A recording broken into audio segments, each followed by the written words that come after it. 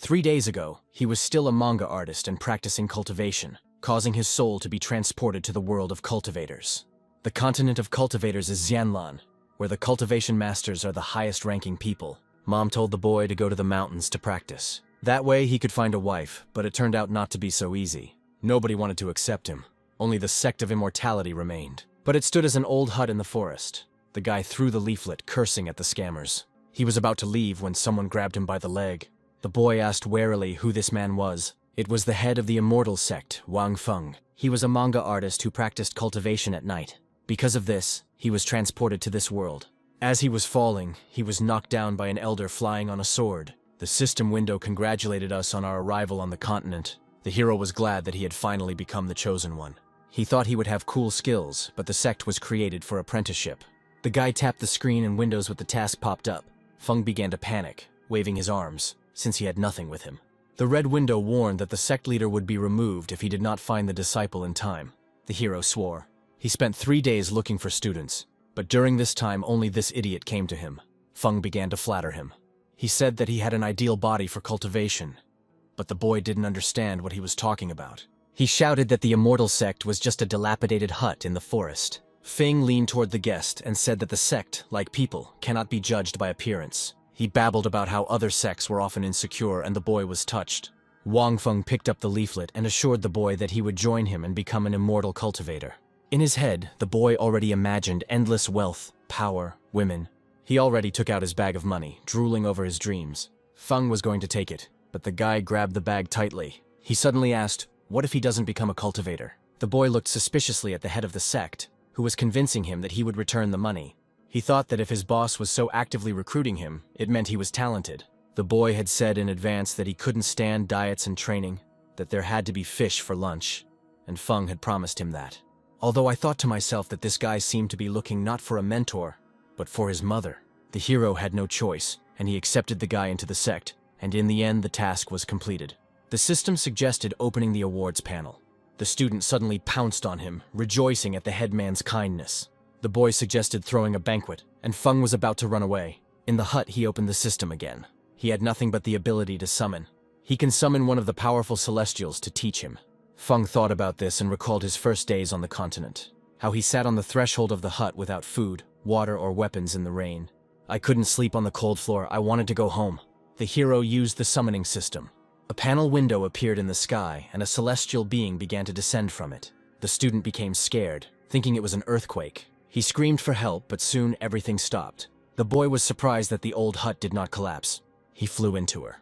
Wang Feng sat quietly inside and drank tea. The boy reached out to him, asking what was going on. Feng choked and replied that he was just resting and drinking tea. The student pointed to the street and said that there was an apocalypse there. A powerful celestial being descended from the heavens. Yeguchen! The hero was delighted, and the student squealed. The boy started to get hysterical when he came closer to them. Feng told the disciple that he was the patron of their sect. There are levels in the cultivation world. Yeguchen is a sword master in one of the novels. The guy wanted to see the characteristics of the celestial. The disciple didn't expect that the master was at the peak of the emperor level, the most first-class warrior. The strong remain strong wherever he is. Yeguchen bowed and introduced himself to Feng. The student had even seen pigs climbing trees, but not a master of that level greeting a person. Does the head of this sect really have power over the deities? The dialogues learned from novels were useful to the hero, but they were tedious. Disciple Li Qing bowed deeply to Master Yeguchen.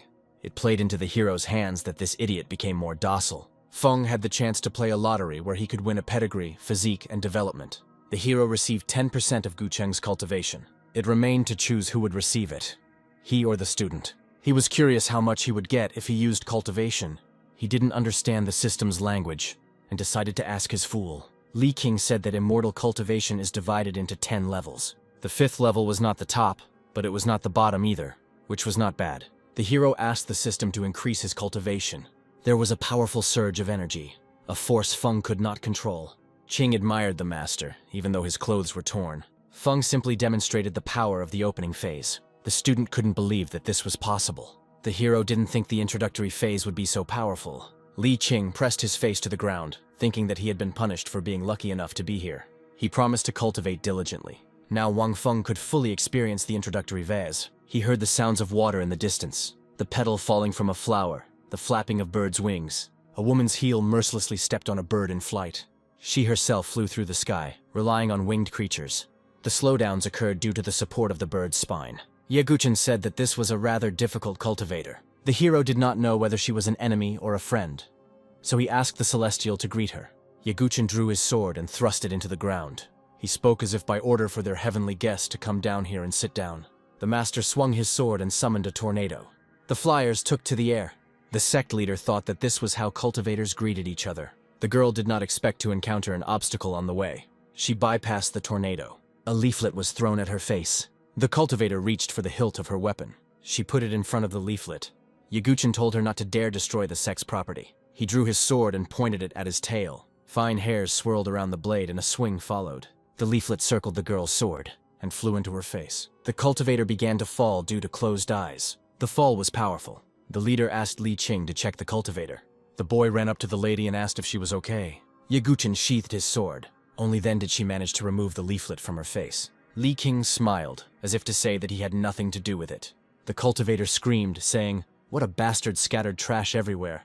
The disciple got scared and hid behind Feng. The hero replied that these were flyers of his sect. Then the cultivator looked at the paper more closely. She froze in surprise when she read about the immortal sect. Wang Feng introduced himself, and the system said that he had discovered a genius. He now needs to recruit 10 students, then he will receive 10 calls and lotteries. Only for Li Qing did he receive a genius swordsman. And for such a genius, he can soar into the sky. He couldn't think of a way to recruit her, but he decided to try. Feng began to flatter her talent, and Qing asked if the master really said this to everyone. The hero covered the student's mouth with his hand. The cultivator's movements across the sky were a matter of strength. She definitely had experience. Surprisingly, the girl herself asked if she would be suitable for them as a student. Even Li Qing was touched. However, it was not worth rejoicing too early. If a candidate fails to pay the entry fee, it will not be counted. Feng extended his hand, saying that the entrant must make a contribution. The girl took the head of the house by the hand and said that she had left the house in a hurry. She asked if she could make the contribution later, but the cult had rules. At that time, Qing thought he was lucky if the master was demanding money from someone like her. Suddenly a voice asked if she really thought she could escape. Even her father couldn't protect her. Surely these monkeys could. She held out her sword, saying that she was a disciple of the sect. How dare they behave like this in front of the master? If someone tries to steal Ling Yunyi's loot, he kills the thieves. The 5 people were 1 level below Feng. The leader's cultivation level was unknown. The girl's body began to tremble. Li Qing stepped forward, saying that in front of them were a couple of general-level weaklings. The fighters glanced sideways at this idiot. The hero was sweating from the sudden provocation of his student Feng could not lose. Otherwise, it will affect the mission of accepting students. The cultivator knelt down, thanking the master for deciding to intervene. Feng said that as long as he was here, no one would lay a finger on her, although inside he was panicking. However, the swordsmen did not think so. They simultaneously attacked Feng for daring to show off in front of the marquise. The blade of the sword flashed before his face. Wang adjusted his hair as the swordsman flew towards him. He calmly took the sword and curved it. Everything was too slow. The hero decided that in this world it was easy to crush someone who was below him in level. He thought they would become his sparring partners. But if he fights in front of the students, it will be a real shame. So he called Yagucheng. The elite fighter dealt with all the attackers without difficulty. Their leader screamed. Feng pointed to his fallen slaves and said that everything had not gone according to plan. Qing pointed out that the leader did not even have to intervene. Yaguchen dealt with them with 1 blow. The marquise had only one way out. He began to justify himself by saying that due to poor eyesight, he did not see the greatness. The marquis asked to be spared in exchange for a gift from his father. The cultivator didn't like it. Wang Feng patted the marquis on the shoulder. He didn't care who his father was. But if they dare to come here again, he will destroy them. Qing asked the girl how she felt about their master being strong. The Lin family was unrivaled. The marquis's father was at the level of an aristocrat and commanded an army. They commit atrocities because the army is comparable in strength to the average sect of the empire. However, their existence is of no importance to the head of the immortality sect. The cultivator bowed at Feng's feet. The guy awkwardly asked why she was kneeling.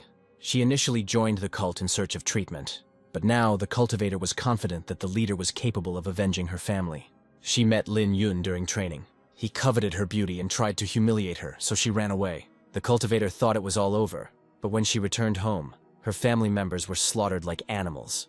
With a sword in her back, her father told her to run. With tears in her eyes, she rushed away. If it weren't for her father, she would never have been able to end up here. Wang Feng said that even if she wasn't a student, they would still help. Since that was the case, it was not worth letting Lin Yun go. The Marquis suddenly jumped up and ran away. Usually comic book villains fight back or beg for mercy, but this one ran away. Feng said that he couldn't escape from Elder Ye. Guchen slowly drew his blade. When he released the sword, his hair turned white and rose to the sky. The warriors' bodies flew up, and Qing could barely stay on the ground. The students clung to the hero. He didn't understand why Ye Guchen made a show out of every attack. Nevertheless, he caught up with the fugitive. The swordsman swung his magic sword. Blood gushed from the fugitive's eyes, mouth, and nose. Guchen dealt with him in one attack.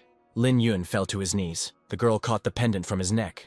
The master told the swordsman that Lord Lin must stay. From the very beginning, the girl realized that Guchen had exceptional skills, but she didn't know he was that good.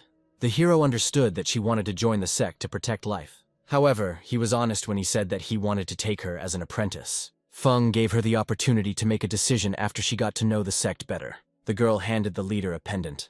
It was an heirloom of the Lin family, and she wanted to use it as a contribution. Feng wondered if the system would count it. Nothing ventured, nothing gained. The girl blushed. He noticed it. The cultivator remembered how she was once handed a pendant. Her father gave her the pendant, saying that in the future it would become a symbol of her love. Then Xiao Wu said that she would never give it back. But she did it anyway. The system has counted the contribution. Feng told Xiao that since she was a member of the sect, her revenge was their revenge. The leader pointed at Lin Yun and said that he was all hers. How Xiao's eyes lit up. She picked up a sharpened stick from the ground as she approached the Marquis. The girl said that if she didn't take revenge, she wouldn't be able to be called the young mistress of the family. The cultivator thrust the stick into Yun Yu's chest with all her fury. Blood rose to my throat. She asked if he had imagined the day he took the Ling family pendant from her. He destroyed her family, so she stuck the stick in again. As she stabbed him to death, she kept asking him if he had imagined this day. King was frightened by such bloodthirstiness, he told the master. But Feng was calm. She needed to vent her anger. Xiao Wu sat near the corpses. She killed a general-level expert and earned 300 sect points. Her hand was stained with blood. Xiao thanked the sect master for the opportunity to take revenge. Feng said that she would have all the conditions for cultivation in the sect. She must remember that they, members of the immortal sect, know no fear.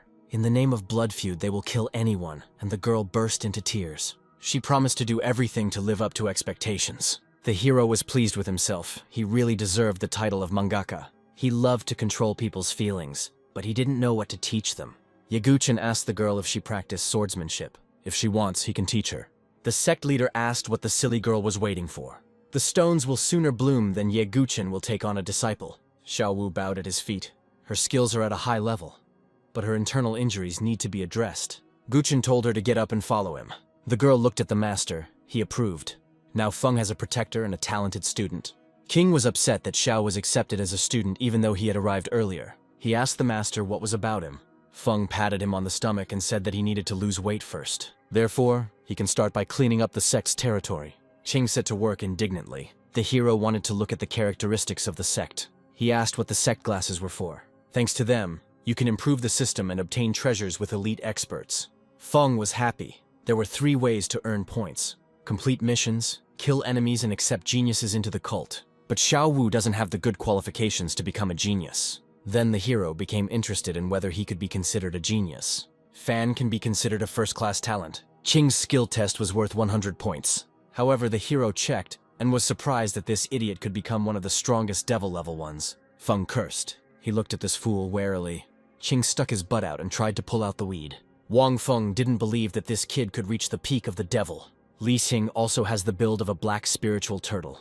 She is the most unusual body type in the world. Possesses abilities related to absolute protection and longevity. Li Qing has every chance of becoming immortal. Feng wanted to help his student at any cost. The system showed Qin with a mirror in his hands. He asked him who was the strongest on the entire continent. The homemade mirror replied that it was Li Qing. The boy reveled in his superiority. The system asked Feng if he thought Qing deserved a beating. But how is his beating connected with the activation of the turtle's complex? It turned out that the complex is activated by beating. Feng raised an eyebrow and cursed. The black spiritual turtle's build requires constant attacks. The hero thought that beating was easy. As long as they don't kill him, he'll be fine. Suddenly a cold wind blew. Qing squinted into the mirror and asked what was in the sky. The sky thickened and swirled into a funnel. The boy ran to the chief and asked what kind of hurricane it was. Feng said everything was under control, but he asked the system the same thing. It turns out that Xiao Wu's disciple is planning to advance to the level of a sage general. Feng explained that this was a sign of the student's promotion. After becoming Ye Guchen's disciple, she was able to advance a level. Qing fell to the ground and began to chew grass in distress. The hero poked his finger into his cheek. Feng said that they will start training him from tomorrow. The student was delighted. The leader slapped him on the cheek and said he believed in him. The sect is eagerly awaiting Xiao's advancement. Suddenly a figure landed on the mountain. The man didn't expect that after 100 years of sleep, his first snack would be a wise general. It is a great honor to become his dinner. He jumped off the mountain and flew down like an arrow. A powerful blow, the stones flew apart. Lightning flashed above the immortal sect. Xiao Wu reached the level of general. The sect earned 1,000 points.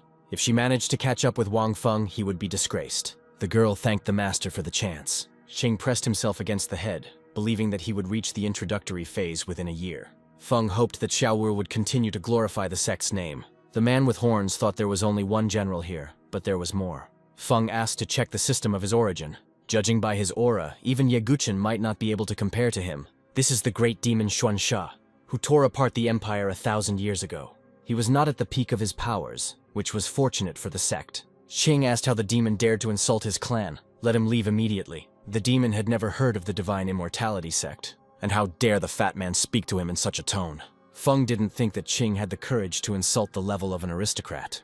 Xiaowu told the boy that this man's aura was not inferior to their master's. Zhensha noticed that this girl had a keen eye. But Qing stood his ground because the master was here now. It is only a matter of time before the master becomes a wise monarch. The demon looked at the hero and could not believe that he was so strong.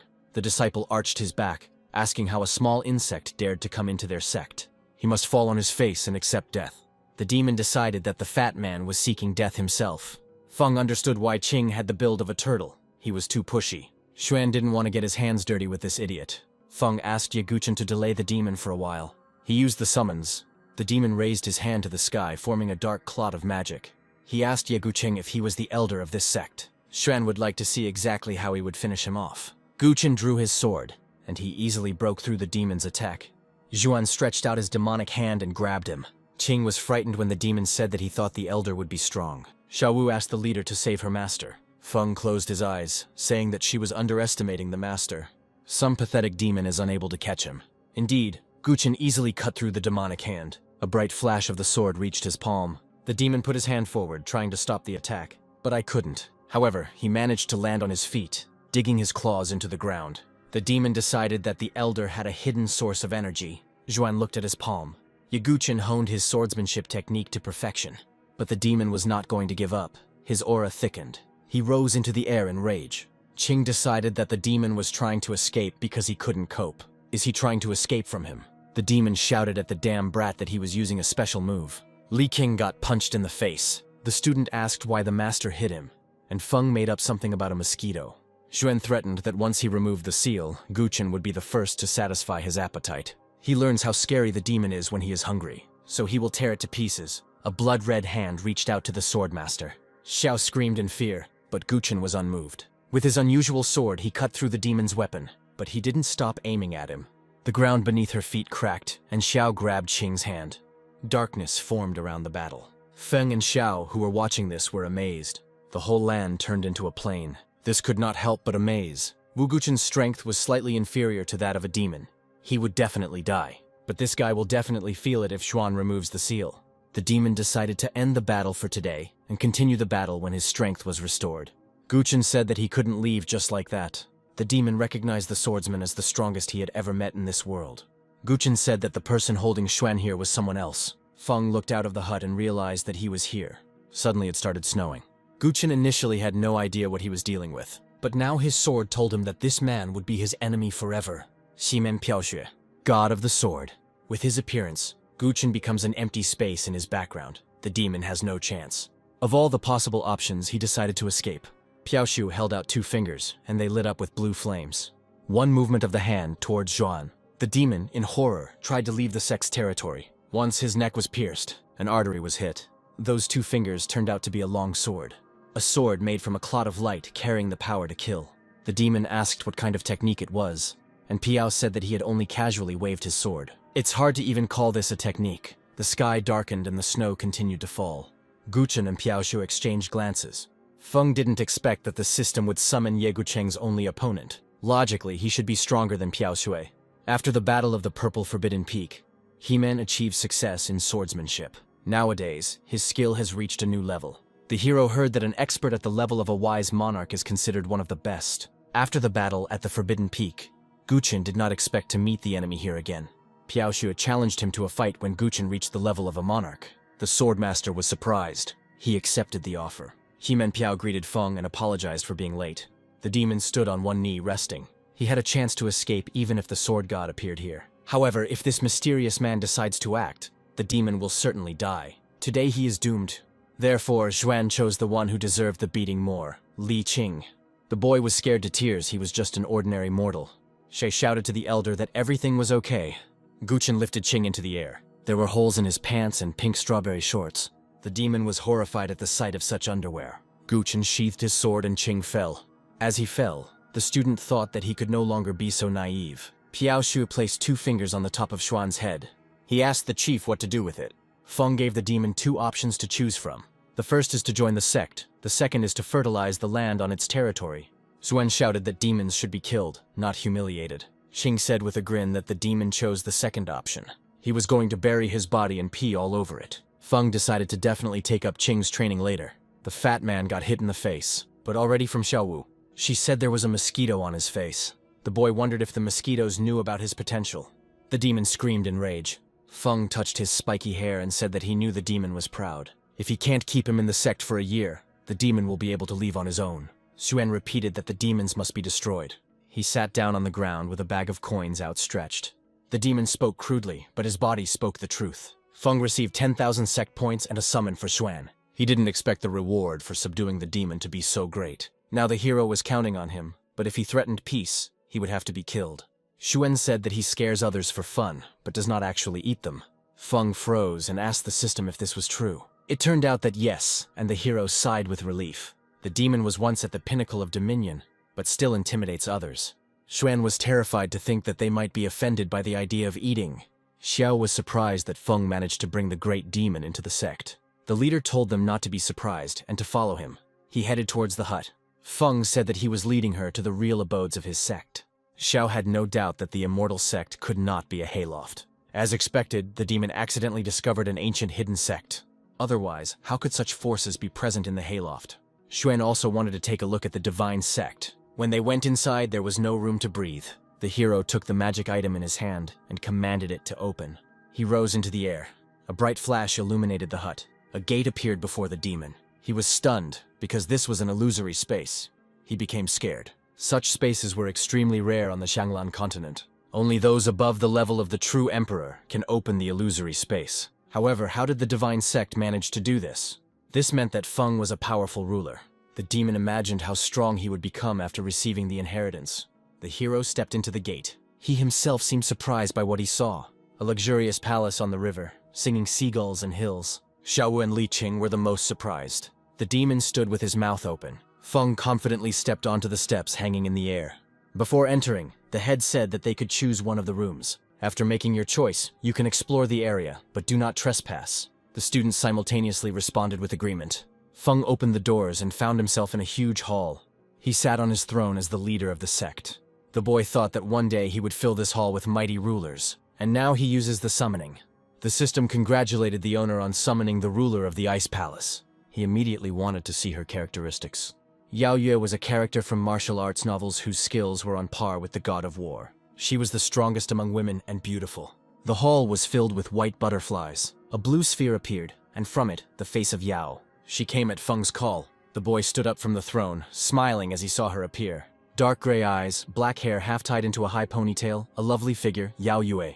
Feng saw the beauty of the most beautiful woman for the first time. Even if he broke his arm, he would not be able to depict her beauty. The strongest woman in the martial arts world bowed to him. Feng said that it was not worth it. From now on, she would be with him. Yet took it for granted. She sat down in the chair. She was so cold that Feng felt completely frozen. The chief said that she could go out now, but to accompany him when he went out. The woman bowed and instantly disappeared. Even if she didn't do it on purpose, he felt cold when he was around. Yao Yue flew through the corridors of the sect. The demon looked around. He didn't understand why there were so few cultivators in the sect. Shen kicked the door to check if the sect was an empty shell. When the door opened, a winter breeze blew from the room. Not just cold, but severe frost. It was the energy of cold chi. His leg froze. The demon got scared and fell on his butt on the floor. Behind the half-open door, he saw Yao Yue sitting there. She propped her cheek up with her hand, and she said that if he dared to invade again, he would die. Zhuan slammed the door and pressed himself against the wall. My breath was taken away by fear. He decided that all the great powers of the immortal sect had fallen asleep, so he did not see them. Xuan, the great demon, was suppressed the moment he met her. But the ability to hold her things is also one of his skills. The next day, Xiaowu knocked on Qing's door. He asked what she needed, and she put her hand on his cheek. And she lashed out at her, asking for forgiveness. The poor boy flew back. He fell face down on the floor. He stood up abruptly, frightening the girl. Qing asked with tears why. The chief didn't lie to her. The elder really does have terrifying power. She used 1/10 of her strength and he was fine. Xiao said it was for his own good. Qing shouted that she hit him because she was jealous of his position as a senior. She said that the boss asked her to train with him. The boy was very surprised when he found out that he was in terrible physical shape. He didn't understand what was wrong, and Xiao smiled. The girl confirmed that he really does have this shape. Qing couldn't believe that he was a genius. He is still mortal because his form is not activated. The guy enthusiastically asked how he would do it. She said that it was by beating and hit the elder again. His face was covered with bruises. He asked why the head didn't do it. It turns out that he is afraid to kill Qing with one blow. That's why she's here to beat him up. Feng heard screams and slaps coming from the sect. He was pleased that the younger one was helping the older one. If he didn't have to worry about his status, he would have beaten Qing himself.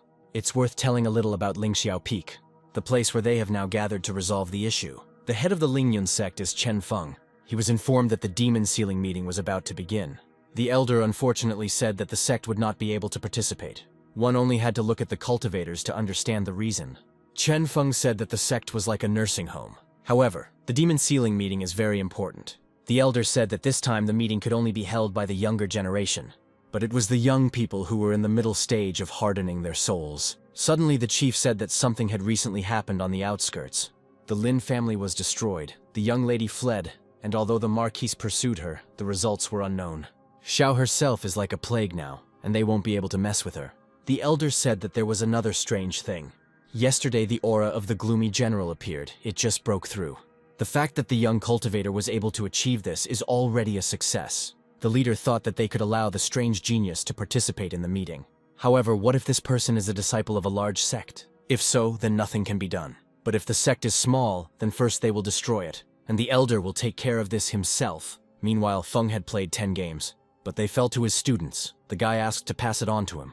The enhanced skills crowded behind, and were absorbed by Feng. The hero waved his hand sharply. One movement was enough to create multiple blades. He could also use freezing. Having ascended the throne, the hero raised his hands, destroying this creation. From now on, it is the triumphal card of the entire sect. As ordered, the elder went to the sect. There was truly a powerful aura about this valley. He went down to the hut and, seeing the name of the sect, became indignant. How dare this sect of beggars call themselves immortal? Suddenly the walls collapsed from a blow from a fist. Qiu Wanfeng got punched in the face, and with such force that it flew back to the mountain ridge. He crashed right into a rock, which was damn painful. He muttered angrily that he was the elder of the Lingyun sect. Feng had never heard of this sect. The man was puzzled as to how such a small hut could have such powerful masters. Feng said that the members of the divine sect always respect people in their sincerity. Zhuan swung his arm, intending to hit the old man for insulting him. He tore a piece of stone straight from the ridge of the cliff. The demon advised the elder to speak sincerely. However, this looked like a threat rather than a virtue on their part.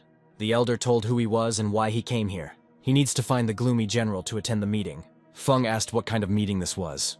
It is not surprising that such a small sect did not know about this. Zhuan told him to stop whining and answer. This meeting is held to suppress the demon Xuan Sha. Even after sealing, his demonic energy still leaks out. Thus, the place where the demon is located becomes infected. Feng said that the elder really had poor eyesight. Xuan added that this meeting is being held to seal it. The old man was horrified and asked what he meant. Shen leaned over and said that he was the demon Xuan Sha. Feng thought that this demon was definitely not that simple. Over the course of 2 years, Xuan developed a body-splitting technique to avoid the seal. The hero asked what the demon sealing list was. It ranks the places based on the number of monsters killed due to infection. These days, this list is aimed at the younger generation. Feng thought that this meeting would help him recruit disciples. There was less than a month left before the meeting began. This was enough for the hero. The elder asked to let him go. The head of the sect took a step forward. He asked what the elder would do if he found the young general. Cho Wan-feng replied that he would return him to the sect. The hero narrowed his eyes and asked what happened next. The elder began to sweat. Xuan ordered to answer. The elder admitted that he would kill him and ban him if he was from a small sect. Feng decided to kill the elder. Cho Wan-feng's face was pinned by a stone. The demon squeezed him and tore him into pieces. Xuan asked why they didn't go straight to the Lingyun sect. Feng understood that what had happened was not good. The imperial capital of Yaori. Gargoyles were located near the sect. In the empire, there was the Marquis of Changlin, Lin Tianxiong. He asked the elder why Lin Yun was still not here. Elder Wang sent someone to inform the young master. Wang reported that he had news. Yun was probably afraid that the Marquis would be impatient. Tianxiong knew that his son had a conscience. The elder looked at the message that Yun had transmitted. Suddenly Wang began to stutter, and the Marquis asked what was wrong.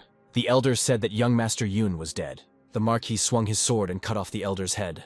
His hair instantly turned white, his eyes full of rage. Everything was fine in the city of Yaori. The commander-in-chief of the Imperial Guard, Li Qingchen, watched over the city from the rooftop. He noticed the appearance of the Marquis first. Tianxiong sat astride the dragon. The Marquis was silent, his gaze stern. A dark aura emanated from him. The commander-in-chief told him that withdrawing the army from the Imperial City was a crime. Tianxiong realizes that he has betrayed His Majesty's trust. But his only son was killed on the mountain ridge, and he would rather die than live. Ling Yun is the only son of the Marquis. Tianxiong shouted that no one would stop him from getting his son back. The commander-in-chief was ordered to release the Marquis, for this can be understood. Li Qingchen bowed silently, sheathing his sword. The commander-in-chief told the Marquis to go ahead, but on his return to find His Highness and apologize. Tianxiong thanked and admitted his guilt after taking revenge. He would apologize to His Highness. And the army headed away from the city. The commander-in-chief looked after them and said that a massacre was inevitable. A quiet place. Feng and Yao Yue went to look for people in the sect. On the way, they witnessed an act of beating with a whip. The young man was on his knees asking for forgiveness, not knowing why. The gentleman licked his lips. Seeing the guy so handsome, he wanted to reward him with a kiss. How dare he avoid him? Does he really think he doesn't deserve it? The young master of the Yunling sect, Chen Xin, was preoccupied with his own beauty and was attracted to pretty faces. His assistants thanked their parents for giving birth to them ugly. Chen Xin beat the servant, shouting that he was useless. Feng sighed, deciding that this sect was no better. Suddenly, the system congratulated the hero on the discovery of an incomparable genius. Feng turned around and asked cautiously, "Wasn't it Chen Xinya who was referring to the system?" The hero looked at this despot through the blue screen. His face twisted in disgust. He watched as the master lifted the young servant by the hair, and he approached him to kiss him. Feng looked at the servant and realized that they were talking about him. But how can an incomparable genius be subjected to such bullying? Could it be that he is a mortal like Li Qing and has such a physique? As he went down, Feng told the gentleman to close the door. Chen Xin asked if he dared to tell him this. It seems like his kiss will be given to Feng today. The leader ordered Yao Yue to hit the master for him. The woman stepped forward. The students' mouths watered at the sight of such a beautiful woman. The narcissistic Chen Xin's eyes turned red with anger. He yelled that no one could be more beautiful than him and ordered that she be seized. The ugly student said that she was lucky to fall into their hands. She will be the first one they will kill for insulting the master. Even Feng, as the sect leader, didn't dare to flirt with Yao Yue. The woman touched the freak's cheek with her finger and froze his face. She covered in ice everyone who tried to stop her. Chen Xin shouted, "How dare she kill Ling Yun's disciples?" Yao Yu said that they were just specks of dust. Ice began to cover the handsome face of the young gentleman. The servant he was beating offered his hand. Yao was surprised that Chen beat him, and he still wanted to save his master. Chen Xin kindly told the servant to kill them. Then he would reward him. The reward was 10 kisses, but the servant himself grabbed him by the throat. The guy lifted Chen Xin off the ground. His eyes were sparkling. The young gentleman was out of breath. The guy wanted to leave the gentleman for tomorrow, but if he let him die at the hands of others, he would regret it. He squeezed Chen Xin's neck so hard that it turned blue and made a crunching sound. The servant threw his master to the ground, saying that only he could take and kill him. Feng smiled. It seems that this unrivaled genius is not so simple. He asked the system why Li He was called an unrivaled genius. The system became more and more gloomy. It required 1,000 points for a check. Li He was originally named Li Changgong, the strongest man at the top of the imperial realm. After death, the remnant of his soul merged with the treasure, and he was reborn. He tried to hide the secret of his transformation, but anyone who mocked him disappeared. As the saying goes, don't judge a book by its cover. Li He was once at the peak of the emperor's realm. Now his future is limitless. Feng invited the guy to go with them. Because he knows all of his origins, the hero called the guy by his previous name. He was surprised that this expert was following the man. He didn't do any harm to the guy, so he agreed. Suddenly a scream was heard. Chen Feng trembled and asked who dared to touch his little son. The headman approached his child and lifted his head. He asked the woman if she was the one who killed the 3 ugliest of the Lingyun sect. The woman coolly said yes. Feng shouted that she would no longer be able to leave the Lingyun sect because she had killed his son. Those who came with the leader also stared at Yao Yue like animals. Li He put his hand to his chest and spoke about murder. Feng winked, asking if the leader really wanted a life for a life. Chen Feng replied that if she gave birth to a son for him, it would be a life for a life. Feng felt disgusted. He thought that this old man really loved his son. But he was just a lustful animal. Yao Yue said that Chen Feng is asking for it. The leader said that she should fulfill Chen Feng's wish if he wanted a son so much. Chen Feng called himself the most compassionate leader in the world. He wanted to see if she could dodge his palm. If Yao Yue dodged, his son's death would not have been in vain. Therefore, she can stay to make amends to her son. The woman stared at Chen. He took the answer as consent. The leader extended his hand, creating a cyclone. He pointed a wind palm at Yao. The wind touched her face. The man lifted Yao Yue into the air. 1,000 bloody stakes flew into the ball. The wind left a bloody imprint. The disciples of the sect appreciated the skills of their leader. He was cruel. Chen Feng didn't see anything like that. That stunning beauty killed his son. Death awaits her. Li He asked how the leader could watch Yao Yue being killed. The hero calmly asked in response where the guy saw that the old man killed her. Suddenly, Chen Feng's disciples pointed back. The body that fell from the sky is one of the sect members. Yao Yue stood on the column. She dodged his palm. Now it was time to see if he could dodge her hand. Chen Feng put out his hand. He didn't believe that it was so strong. The wind attack began to cover with ice. Yao Yue froze the blood drops. They moved against him and pierced his head.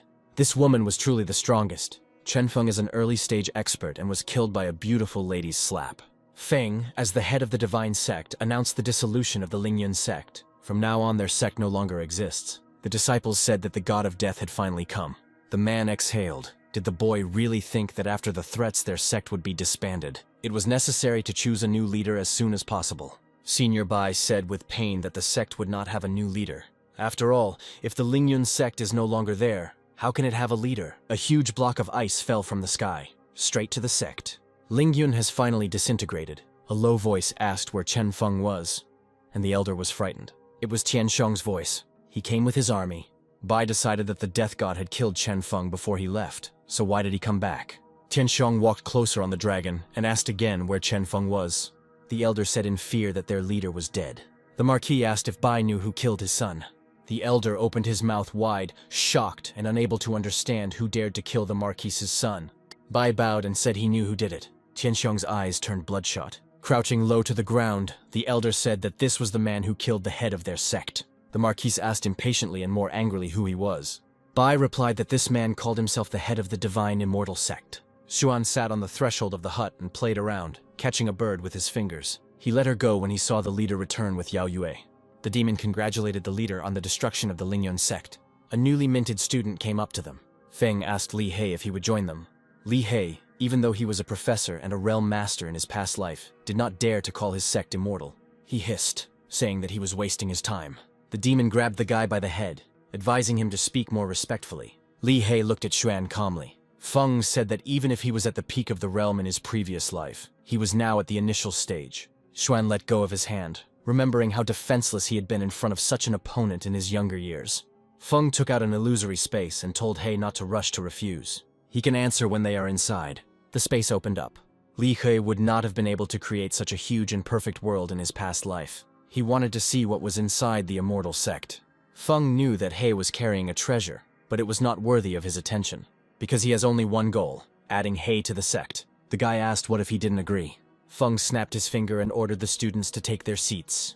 He thought the chief wanted to intimidate him, but the hero only wanted to show the power of the sect. The boy said that relying on the treasure, he could still escape unharmed. What if there are 4 deep sovereign kingdoms? Yan Shisan appeared. He introduced himself and paid his respects to the chief. The hero didn't expect that he would be able to summon the sword demon randomly. Yan Shisan is a first-class swordsman in the ancient novel. His cherished wish was to fight the Emperor of Swords, the masterpiece of his life, the 30 deadly swords. During his battle with Xie Xiaofeng, he created the 15th sword, which represents destruction. He could have killed the enemy, but he discovered that the sword only brought death, so Ian cut his own throat. Li He told Feng that he could cultivate a profound sovereign realm. Yan Shisan decided that he should show He his 15 swords. Feng asked the elder to be more patient. Isn't this the pinnacle of professional and sovereign kingdom? The hero received 40,000 points and decided to spend them. He started 10 rallies for 10,000 points. Feng obtained many cultivation parts for Yan. The system infused a tenth of Shisun into Feng, and he reached the deep sovereign realm. Li He thought that the leader was hiding his true development. If not, did he really rise to the pinnacle of sovereignty in an instant? The hero asked what else the guy wanted to say. Li He declared that he would fight him to the death, even if there were 4 profound masters in the sect. However, the boy overlooked one sovereign expert, Ye Gucheng. Li He felt that Feng was taking him for a fool, since Guchen was in the realm of nobility. The hero said that, not for long, he will show the guy the unique advancement of the immortal sect. Li He continued that even when he was emperor, he would not have been able to do what Feng suggested about moving at a distance. But this does not mean that the hero cannot do it. He didn't want to show off, but he passed on his cultivation to Ye Gucheng. A dozen changes began to be passed on to the student. Guchen raised his head, taking them in. His cultivation has risen to the level of a profound sovereign kingdom. The student thanked the head. Shimen Piaoshui also expressed his gratitude. Now he had an opponent of equal strength. Li He couldn't get his head around it. Feng said that the sect with him has 5 lords. The guy does not have to fight to the death if he does not want to. He asked again if He would join them. The guy said that he would only join for 10 years, then he would leave. But Feng should not reveal his treasure. The protagonist made a promise. He threw him a sack as payment. The boss received 30,000 points. It was worth the risk. Xinyao mountain range is a feng shui treasure. When Mu Yunfei's stomach growls, the food itself falls into the trap. The boy turned to the bear and licked his lips. The animal jumped out of the bushes at him. Yunfei thought about the black mass that was blocking the sky. Oh no, it wasn't a beast that blocked the sky, and a rain of arrows. Thousands of sharp arrows pierced the bear's carcass. This is the work of the Tianshong army. The bear, which had been knocked to the ground by arrows, stood up. Without turning around, Yunfei raised the long spear. The dragon's flaming mouth opened. Fire burst from his mouth. The guy cut off the bear's paw. Fire strike on the ground. Yunfei put his paw on the sword. He took a bite, thanking the marquis for frying the meat. Tianshong leaned his hand on the dragon and told the boy to evaluate the reward. Beheading. Yunfei moved the blade as he bit through the animal flesh. He raised his sword into the air, calling upon the power of the heavens and the rainbow. 2 forces collided. Yunfei's sword literally bent under the powerful scaly fist. The guy flew back, but he was able to get to his feet. Luckily, he didn't spit out the bear's paw, otherwise it would have been sad to lose it. Tianshong was called by Bai. The marquis said that this boy had attained nobility at a young age and appeared in the mountains, but the elder claimed that he would recognize Wang Feng even if he turned to ashes. It wasn't this boy that the marquis almost killed. Yunfei raised an eyebrow, asking if he had hit him simply because he had mistaken him for someone else. Tongues of flame fell from the air onto the bushes. The dragon's leg pressed against Yunfei's back. He begged to let him go. It wasn't the one who killed the marquis' son, but he couldn't rule out the possibility that it was Feng's disciple. Yunfei was shocked when he learned that someone dared to kill the marquis's son. Tianshong asked where the guy was from. During the conversation, he found out that he needed a location located near 3 empires. The marquis asked if the boy was from the Yaori Empire. Yunfei was a practitioner from the Fei Shui Empire. Tianshong didn't like that he dared to come here to train. The boy laughed when the marquis asked if he was afraid of being killed by the Yaori practitioners. The warrior reported to the marquis that 50 miles from here they would find a divine sect. Tianshong ordered the boy to be tied up and taken back to the capital after the sect was destroyed. The army moved forward. The boy was tied up and thrown to the ground. He thought that the divine sect that killed the marquis's son was some kind of powerful one, but it turned out to be just a hut in the middle of the plain. The marquis extended his hand forward. The soldiers threw their spears. Xuan was just guarding the sect. He pulled out a huge red club, and he began to create a cyclone. He turned into a shield. The warriors thought it was clever. Xuan was outraged that the marquis not only dared to attack their sect, but also summoned a demon. He swung his club and the arrows flew back. The soldiers, who were not expecting this, were seriously injured. The demon enjoyed the fight. He grinned, enjoying himself immensely. In addition, his demonic taint has taken over the warriors. Xuan struck, wiping the army off the face of the earth with one movement. The demon swung his club, asking who this man thought he was. Tianshong saw Xuansha's demonic staff, and it dawned on him in horror that before him was the one who had been sealed by this magical instrument, demon. Yunfei raised his head, seeing the demon that had ravaged the Yaori Empire 1,000 years ago. The marquis asked how he managed to escape from this godforsaken country. The demon said that the godforsaken land was not enough to trap him. Blue Eyes wondered if the sect leader was involved in Xuan's release. He didn't expect to see a simple hut where a top expert was hiding. The Marquis will pretend not to see the demon if it does not interfere with his revenge. Actually, Zhuan didn't mind, but Tianxiang forgot to ask if his staff agreed with this. Then the Marquis decided to kill the demon. Zhuan waved his staff, asking if he really wanted to kill him with his mouth. The Marquis did not deny it, but he did not kill with his own mouth, but with Silin's mouth. The dragon bit the staff and it became covered in fire. The mythical creature opened its mouth wide. Xian hit him in the face with a baton. The dragon was out of action, but the Marquis was not about to give up. He was going to take revenge at any cost. Dragon scales covered his body, protecting him. The flame of Silin helped him. Thanks to the dragon, the Marquis created a huge fist. The demon raised his bloody hammer. He hit the dragon's hand with it. The scales scattered and the wind almost blew Yunfei away. It seems the staff said no. Was the monkey Tianxiang really beaten to death by a demonic staff? The Marquis laughed with blood at his mouth. He laughed because the demon had escaped from the godforsaken land, but his development fell from the pinnacle of sovereign kingdom to nobility. Xuan laughed. He thought that this was enough to crush the Marquis. Silin breathed flame at the owner. Burning him, the demon cursed. The Marquis didn't burn out. His body was at the middle stage, but Silin was much stronger. That's why their bodies merged into one. The Marquis appeared in the form of a centaur, but with dragon legs. Xuan tensed up. This was the power of a profound sovereign realm. The man had hooves instead of legs. The Marquis' face became covered in scales and horns grew on his head. He ran up to the demon and reared up in front of him. Tianxiang kicked Xuan with his front hooves. The demon pressed his face to the ground but put up a shield. The Marquis' strength increased several times, but his speed also jumped. The warriors were happy for the Marquis, because even the demon Xuan Sha was suppressed by him. Xuan turned around and kicked the staff. He asked if the Marquis thought that only he could grow. The magic staff grew to incredible sizes. A strong wind blew and the horses leaned forward, resisting the gusts. Xuan gritted his teeth. Tianxiang climbed onto the rock. He looked down at the demon from above. The demon couldn't meet him face to face. He had to keep his distance. The Marquis picked up speed and jumped off the rock. He crossed his arms over his chest in front of the demon. And swinging hard, he hit him. Saliva flowed from Xuan's mouth. Tianxiang became too fast. It took the demon so long to escape the country. And now he will die here and become flat like a cockroach. Tianxiang slammed the rocks together, trapping Xuan between them. The demon disappeared. Xuan winked at his opponent. He is alive. The Marquis saw that there was another expert in the sect. Yeguchen drew his sword. He helped the demon survive. Yunfei's interest was further piqued. Who was behind this sect? Yeguchen told Xuan that the leader was pleased with his performance. The demon pointed to the Marquis and said that this man wanted to kill the leader. The swordmaster called it nonsense. Along with the open sword, his hair fluttered, touching the warriors. He lifted an entire army into the air, but Tianxiang still remained on the ground. The Marquis ran up to Guchen. The master took the entire army and used immortal flight. He attacked the enemy with his own soldiers. Tianxiang dodged and counterattacked. However, with recent improvements, Guchen has become even stronger. He was going to use immortal flight again, but it was called human flight of heaven. A patch of land along with the hut was torn off the ground. Xuan grabbed Yunfei with his demonic hand to prevent him from falling. An earthen stone appeared in front of the Marquis's face. The earth fell on him in dozens of huge chunks. His legs gave way. The heavens themselves bestowed strength upon Yegucheng. He drew it into his sword and lowered it. The Marquis screamed. This sword strike collected all the lightning in the sky. Tianxiang's body was paralyzed. 1,000,000 electric discharges pierced him.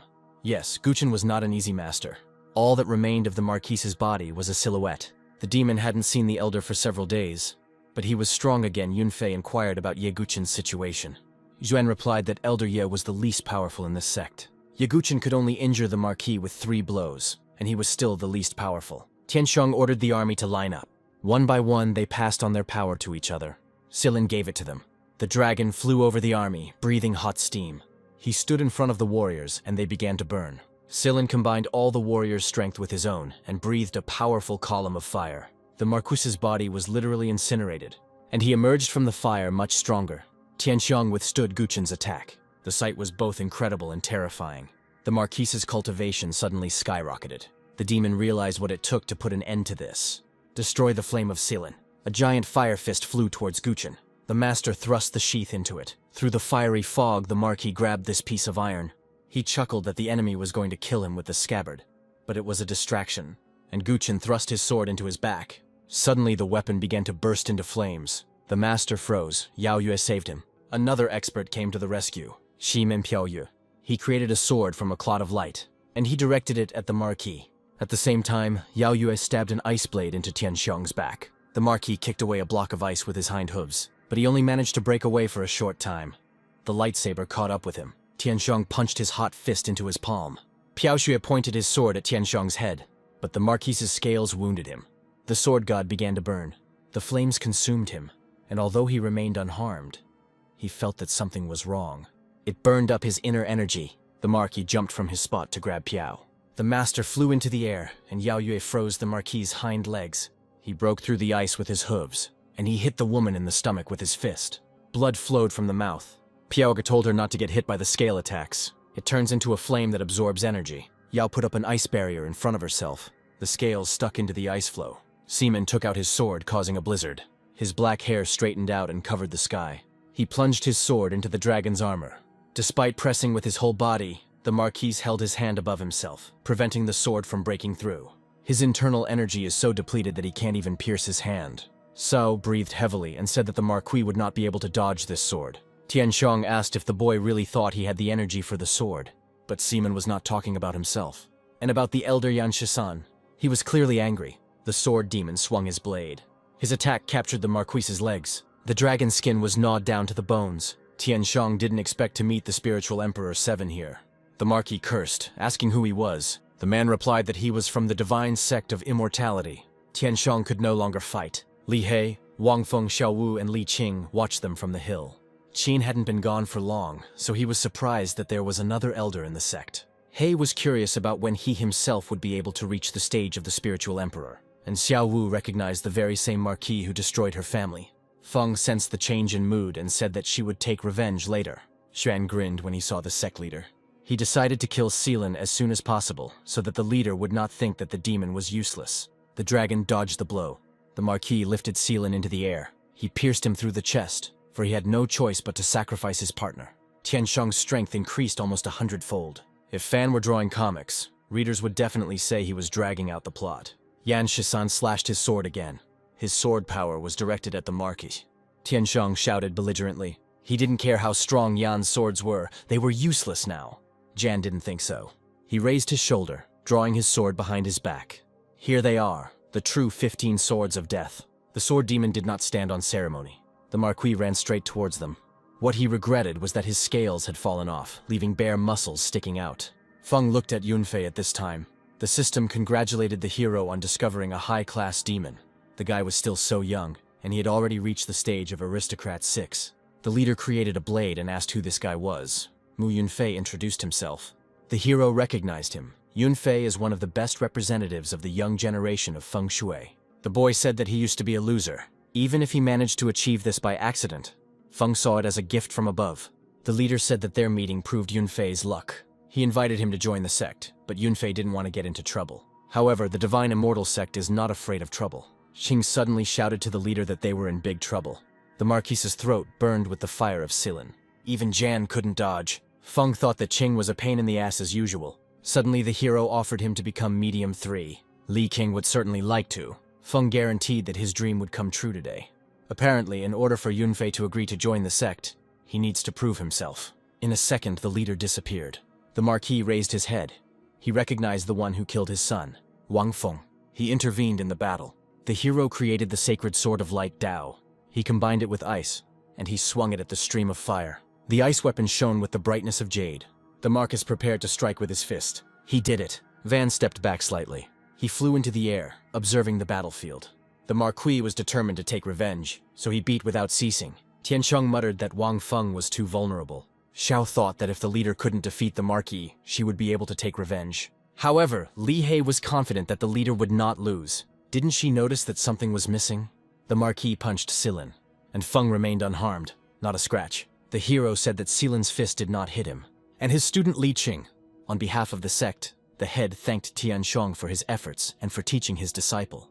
The Marquis was about to repeat the attack again, threatened to burn Feng. However, Tianxiong still didn't realize that he had just absorbed all of Feng's sword energy. The hero created 15 swords of death. They spun in the air like shuriken. The Marquis's scales broke through.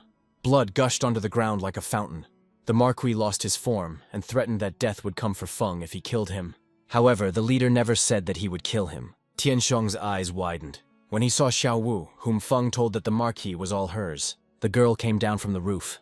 Tianxiang asked with blood at his mouth how she survived. But if she were dead, who would avenge her family? The Marquise grabbed his face, realizing that she had killed his son. He grinned. He burst into wild laughter and shouted that it was excellent.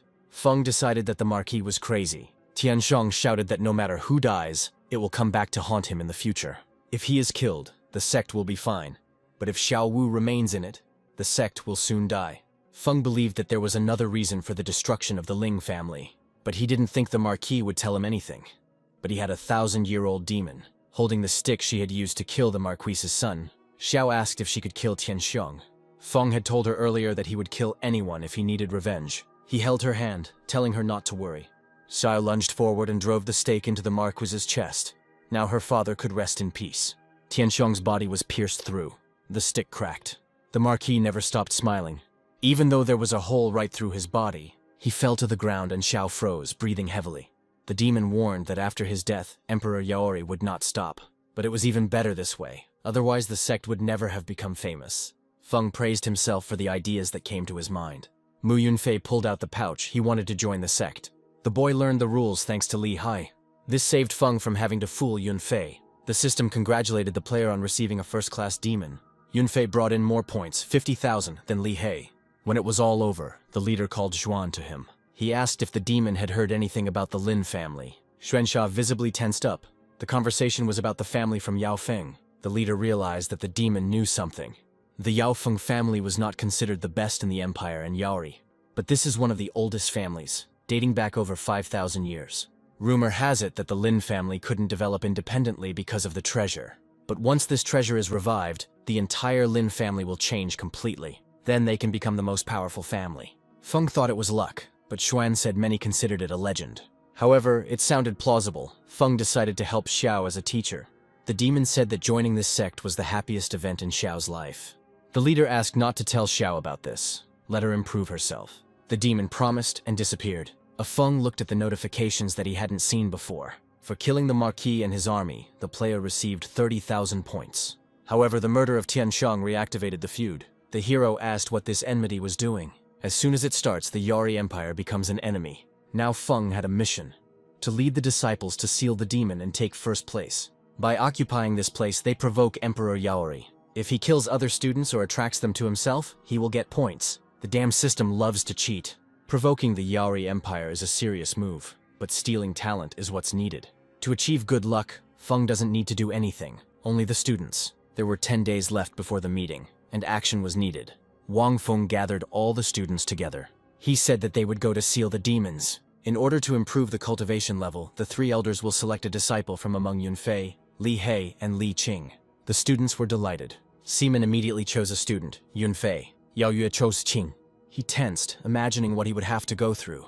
There are 2 left, Yan Shisan and Li He. Feng asked if Yang would take He as his disciple, and the elder nodded. Li He didn't like it either. He was a higher level. Feng thought it was bad when a sect expanded. But since that was the case, he decided to call another elder. Suddenly a strange sound appeared. The students froze. Yunfei thought the sect was under attack. The bell rang and a woman's voice sounded softly in the boy's ear. His cheeks turned red and he gasped. Yunfei froze in ecstasy and the woman walked on. She also captivated Li Qing. What can we say about the rest? Feng summoned the Shadow Empress, Zhu Yuyan, the leader of the dark side from the story. Her charm worked on everyone. Li He swam. Feng was not surprised that the students had enchanted expressions. Zhu Yuyan greeted the leader. The students, having come to their senses, greeted her. She looked at them, and she smiled sweetly, clasping her palms. This movement made the students blush again. But not Yao Yue. The room became unbearably cold. Feng said that from now on, Li He would obey Zhu, and in 10 days he will participate in the Great Assembly. During these 10 days, students should behave well and practice. Feng asked the system to write off 10,000 for the draw. He then decided to cast a blessing of demonic magic on himself. New skills flowed into him. Feng couldn't improve his level until he summoned a spiritual venerable. 10 days have passed. Thanks to the training of elders, everyone improved their skills. Expectations from Qin were higher, and the guy promised to try his best. The system has collected all the data on the students' cultivation. Feng pointed his hand at them to push their boundaries. Li Qing and Xiao Wu's cultivation has increased to the 5th phase. Li He and Yunfei got 6th. Yunfei thought that the leader had a mystical technique. Qing told him not to make a fuss. The hero asked Zhuan where the flying instrument was. The demon had already finished making it a long time ago. Feng thought that no matter where he went, he couldn't escape from this little house. The leader left Yao Yue and Yan Shinsan in charge of guarding the sect. The students boarded the craft and it took off. Shensha stood at the helm. Happy, they went to the meeting. The immortal sect had been in the shadows before, but now they will become known. And the ship flew. There was a monument to the fallen god. In front of him lay the city of Shengling. Various sects arrived at Xingyun Pavilion. Inside, there was a discussion about the upcoming meeting. Someone was discussing the sect's goddess, Li Tian, who possessed the power of an aristocrat. Many were willing to travel to see the beauties of Yaori. Li Tianxin entered the room and took off her hood. She was informed that little Xing, the prince, would also be participating. Li Tian asked the girl not to be rude to him. The girl asked if this was the intention of the master or the sect leader. This was the decision of the Tianxin sect. Loud conversations could be heard outside the window. An unusual ship was spotted. A sect flying on a small straw house. Feng suggested that Zhu go downstairs and check the situation. The rest remained on board. Qing asked to buy him food. They both entered through the pavilion gates. The men looked back as Zhu Yuyan passed by. Their hearts were beating like crazy when they looked at her. Feng noticed that this sect had many secrets. Even the waiter was a spiritual medium 3. He said that the room cost 1,000 stones, and Feng choked. He only had a few hundred, and that was because they were given to him. Feng asked the system where he could find the money left over from the Marquis's murder. They were located in the player's storage. The hero thought that killing people and stealing their property was the best way to get rich. The prince approached Zhu and said that he would pay for her room. It was the young master of the Xifang Palace, named Xiao Changfeng. It is difficult for beauties to escape from the clutches of this monster. He's at the highest stage of an aristocrat. Feng asked if he was willing to pay for it. Xiao replied that no one deserved it except beauties. Feng thought they could kill him, but he turned out to be poor. Naturally, the fat man didn't like this and started threatening. He told Feng not to leave here. The sect disciples had no idea who he was or where he came from. Changfeng told the boy not to overestimate himself. But Feng dared, and how? He hit the fat man so hard that he flew back against the wall. Xiao was a strong aristocrat, so Feng's blow surprised everyone. The fat man raised his face and asked how he dared to attack him. Feng didn't understand if he really needed to choose a place for this. The guy pressed his broad neck into the floor. Suddenly, a broad-shouldered man flew into the pavilion. He said that Feng was clearly seeking death. Guixiong is the palace elder, the 7th spiritual emperor. Down below, they were saying that this fight would not end well. The girl thought that this brat was looking for death. Li Tian was surprised that someone dared to fight here. Feng teased Gui, telling him to come to him and fight. Zhu Xing addressed the two gentlemen. She asked if they knew the rules of this pavilion. Guixiong greeted the lady. The students were afraid that they had disturbed the manager. Feng said that in the north there is a beauty. He looks once and the city collapses, twice and the kingdom. He winked at this miss and asked for forgiveness. They decided that he was crazy, since he didn't beg for mercy on his knees. Guixiong thought this guy was asking for trouble. The lady called him brave. However, he attacked the man in the pavilion. What will he do? Everyone felt a sharp change in aura. Feng replied that if he had not been offended, he would not have attacked. But if they did this, then they are obliged to die. Gui couldn't stand it any longer and attacked Feng. Zhu walked past the two of them. She wrapped ribbons around Guy's arm, his mind clouded. He didn't even notice how the ribbon wrapped around his wrist. As the saying goes, a bird in the hand is worth 2 in the bush. Zhu Yuyan pulled the ribbon tighter. It is better to lose one hand than to gain an extra one. The big guy's forearm was torn off. The woman asked the elder if she was wrong. The man screamed in pain.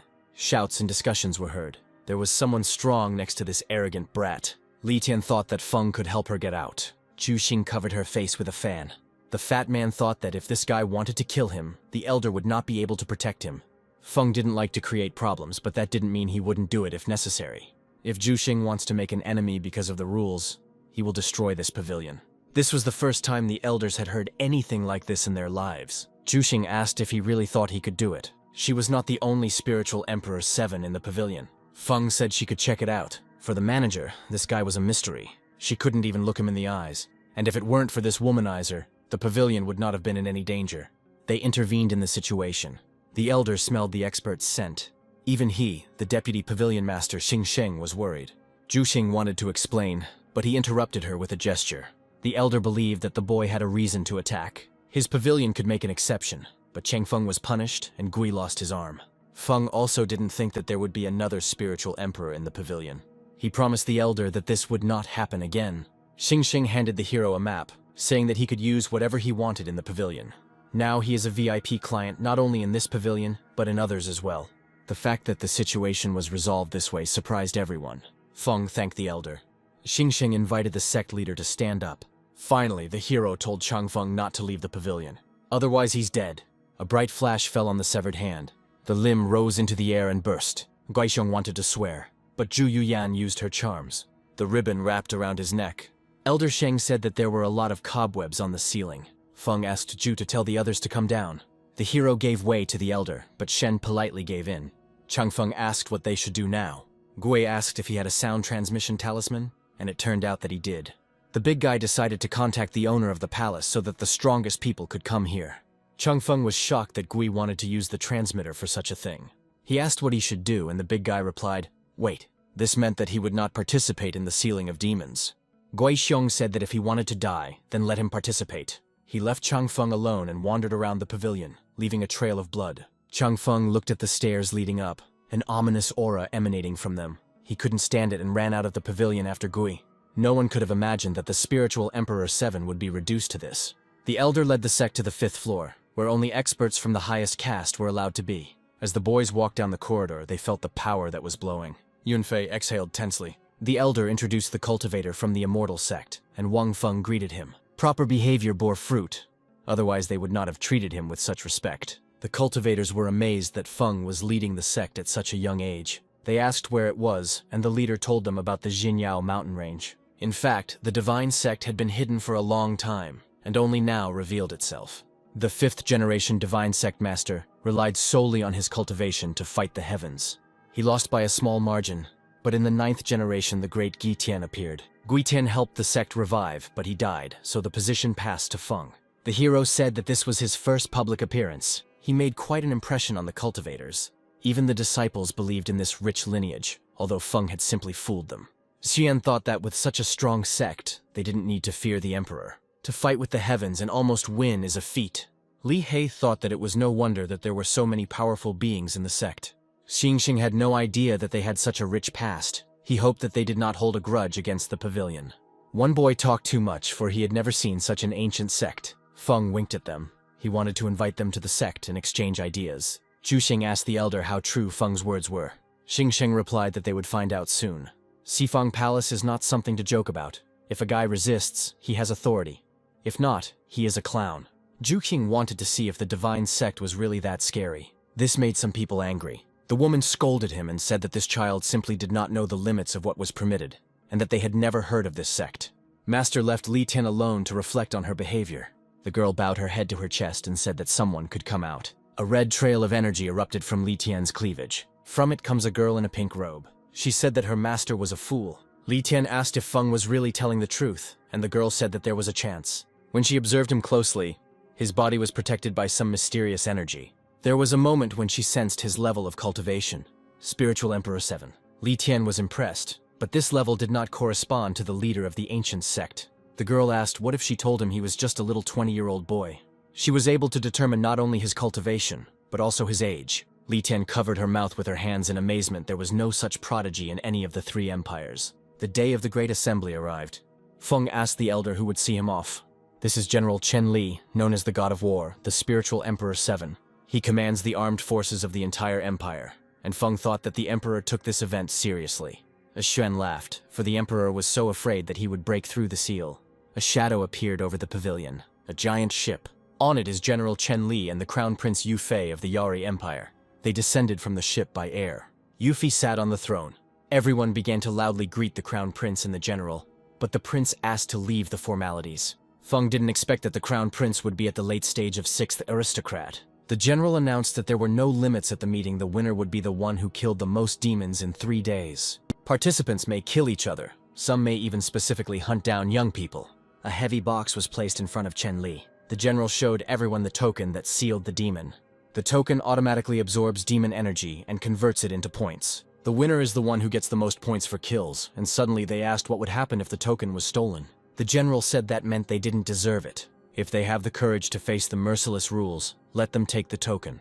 The guys exchanged glances, and at the same time they jumped for the token. Feng said those who do not meet the age requirements remain in the pavilion. The youngest students followed the hero. The general declared the demon sealing meeting open. He ordered everyone to follow him to the village of fallen gods. Zhuxing asked why he went if he was at least 30. The divine sect arrived where the guidebook indicated. The village of fallen gods was located underground. The second to arrive were the crown prince and Li Tian. He told her to just stay close. However, the girl did not see the need for this. The subjects were outraged because the prince himself invited her. Yufei said that the rules were very ruthless. Only with him would she be safe. The girl said that it was not necessary. She has her own team. The crown prince looked at Li Tian with disdain. When he was greeted, she was there. He looked down at the girl, and Li Tian looked at him. The divine sect settled on the mountain, boiling a kettle. Qing asked, "Don't they need to go down? Others can capture all the demons." Feng didn't understand what the panic was about. He wanted to steal the tokens. Qing said that the leader is such a scoundrel, that is, so smart. Li Tianheng walked up to the divine sect and greeted them. Wang Feng asked what Miss Li and the rock were for. She wanted to join the divine sect and hoped for permission. Feng choked. Tea spilled out of his mouth. Everyone looked at the girl. Even though the hero boasted that his sect was ancient and Li Tian wouldn't trust him, she still wanted to join. Li said that the Tianxin sect valued her looks rather than her talent, and they wanted to get the crown prince through her. The hero asked if being crown prince wasn't enough to be worthy of her. However, this status was noble for her. If they had simply met, Li would not have cared that she was being used. But she didn't expect that the prince only seemed nice on the outside. The guys became interested. Li Tian said that she once received an invitation to the palace. Of course, she took up the invitation. The decoration of the palace did not correspond to the prince's personality. It created an eerie atmosphere, but the most terrifying thing was his throne. When the prince entered, Tian Xing hid behind him. Yufi wondered out loud when Li Tian would be persuaded to stay with him. At first she thought this throne was ordinary, until they put a stamp on it. Lai covered her mouth with her hands, and the prince told her to stay on his side. He didn't know that the girl he was talking about was here, and that she knew that the throne was alive. Li learned that the prince had a mysterious jade seal that turned people into jade. The prince turned his beloved women into the throne, and Feng decided that he would wait until he killed Fei. The leader asked why Li hadn't left the sect earlier, but her family was on the sect's territory. Feng asked what skills she had. The Tianxin sect only knew about her cultivation ability, but they didn't know that she relied on elixirs. She is actually an 8th level alchemist. Yunfei and Xiaowu's eyes widened. For some reason, the legacy of alchemy and magic was lost long ago. Currently, there are no more than 5 8th level alchemists. Suddenly, Feng said that alchemists were valuable to other sects, but his sect didn't need them. With this system, he wasn't afraid of being left without an alchemist, since he could increase his cultivation without it. However, Li He would have treasured her even in his past life when he was a 10-spirit deity. Qing whispered to the girl to improve herself. Li Tian apologized for disturbing them. She would be grateful if this conversation was not found out. Feng suddenly asked if she was coming or not. They were heading to the arena, and he will gladly accept all her proposals. From this day on, he will protect Tianxing and her family. King suggested that the girl pay the entrance fee. The girl handed Feng a bag of coins and promised to study hard. The rays of the sun penetrated into the village of fallen gods through a hole, and a waterfall flowed down the rocks. Li Sin rushed in at breakneck speed. He said that gravity in the village is several times stronger. Feng said they could give him a ride if he wanted. However, the guy meant to be carried. Xiao Wu clenched her fist tighter and hit the elder on the head, so he fell down. Li Tin asked if it would harm him. Then Xiao revealed that Qin had the power of a black tortoise hidden within him. The terrain in the village was quite unusual. Green plants that looked like coral reefs. It was hard for Qin to see anything, but they weren't reefs, and the roots are a forest growing upside down. The roots shook suddenly, and Qing began to fall down. Something was approaching. The creature clung to the roots with its paws. The demon was descending. He looked like a yeti. Feng thought that this monster was a 6th level aristocrat. Qing heard that the monsters here were fierce, and that fighting them was usually to the death. Yunfei wanted to fight him. He drew his sharp sword. It was a great opportunity to see him grow up. Li Tian was shocked by the sect's reaction to the monster. This demonic monkey Tong Yun, but in their eyes, it is an ordinary monster. Tong Yun spun around on the tree, and she quickly leaned towards Yunfei with a loaded fist. The monster's attack came at just the right time for the guy. He straightened his sword sharply, inner strength released. The monkey flew back through the protruding roots. She bent over helplessly. Her hand was wounded by a sword. Yunfei caught up with her and swung the blade again. The monster charged both fists. They clashed in a furious fight. Li Tian froze, amazed that all the sect disciples were so strong. The monster became more bloodthirsty. Its eyes sparkled. The monkey turned around on the branch and aimed its feet at Yunfei's head. He managed to dodge, but only the hilt remained of his sword. The situation is awkward. Yunfei smiled. He jumped forward, straight towards the monkey. And having filled a piece of broken metal with force, he thrust it into the monster. Li Tian thought that this was the end. The monster growled loudly. With the handle sticking out of his stomach, he fell to the ground. Yunfei did it. Tianxing didn't understand how her brother killed the monkey with a sword without a blade.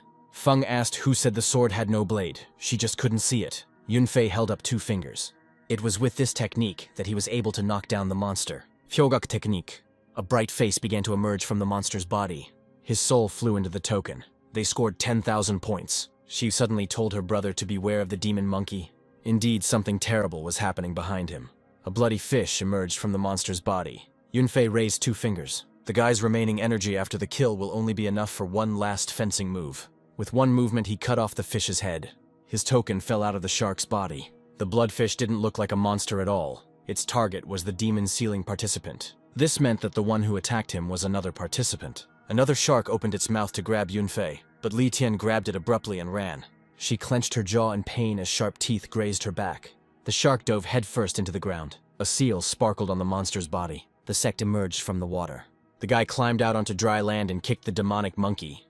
The competition had only just begun, and with the shark of the bloody wave, he had already defeated 2 opponents, 6 aristocrats. He used the talisman to control living beings, something only a talented warrior could do. Li Tian recognized him as Mo Feng from the Kanghai sect. He didn't expect to see senior sister Li Tianxing from the Tianxing sect here. The girl asked how he had the audacity to take advantage of others' achievements when he was the top expert of the Kanghai sect.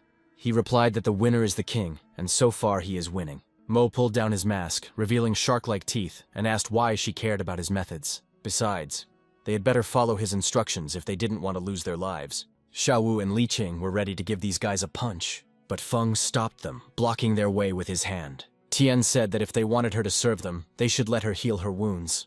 Mo Feng said to have someone give his sister a pill, but Tianxing didn't need her. She had something better. She released a blue ball from the bottle and directed it at her opponent. Mo Feng was struck by a huge bolt of lightning, but even so he could move. For him it was a simple blow. The brothers were impressed by his skills. The guy closed his eyes and concentrated the lightning in one place, and then he abruptly redirected it at his own comrade. His brother fell to the ground and asked why. Mo replied that he was an ordinary disciple of Kanghai, so he would take the blow himself. He considered it an honorable death for someone like him. Li Tian didn't expect that Mo would use his people to protect himself. He blamed her for this, saying that if she knew her place, he would not be so ruthless. The aura around Mo Feng turned red as he used the 4-wave technique. The sharks merged into one and attacked Tian and Yunfei like a whale. Suddenly, Qing appeared in front of them, his head hitting the fish's snout. He himself did not understand why he was being dragged into this. Ever since that damn sect master learned about Qin's immortal tortoise, he has been constantly serving as a living shield. Feng asked if Yunfei had learned his lesson today, and the answer was yes. Today, the principal had planned for the students to deal with their own problems, but such insignificant clowns disgust him. Mo Feng asked where this trash came from and how dare he talk to him. The hero asked Li Hei how many hits it would take to kill these clowns. The boy grinned and replied that one was enough. Li Tian poured a green pill into her palm. She accepted it. Tian told the master who appeared that she almost died, but why did she intercede so late? The girl replied that her life would not be in danger in the divine sect, especially since she had pills. She would like to see how brother Li Hei is going to kill a Kanghai expert with one blow. Mo laughed at this statement. He looked Hei straight in the eye and said that he would help him if he sought death. Shanghai expert releases sharks. Hei dodged. He took a step to attack, and when the shark's mouth appeared in front of him, he dropped to his knees, dodging. The fish flew a couple of centimeters from his head. The guy slid along the ground with his knees. He threw away the scabbard of his sword, and he swung the blade. Li Hei pierced the shark's mouth with his sword. He drove it in all the way to the hilt. To increase pressure, his heels lifted off the ground. The guy wasn't afraid of the huge toothy fish. He almost climbed into her mouth himself to cut her. The master noticed that this guy was aware that every 5th wave was stronger than the previous one, so he used the 3rd and 4th to counter the 5th. Mastery to overcome force. There was an explosion, and Mo Feng squinted, trying to see something through the smoke. It was his mistake. Li Hei aimed straight at the vital point. Mo grabbed the sword with his palms and squeezed it. He thought the sword strike would be more impressive. However, he was able to intercept it with ease.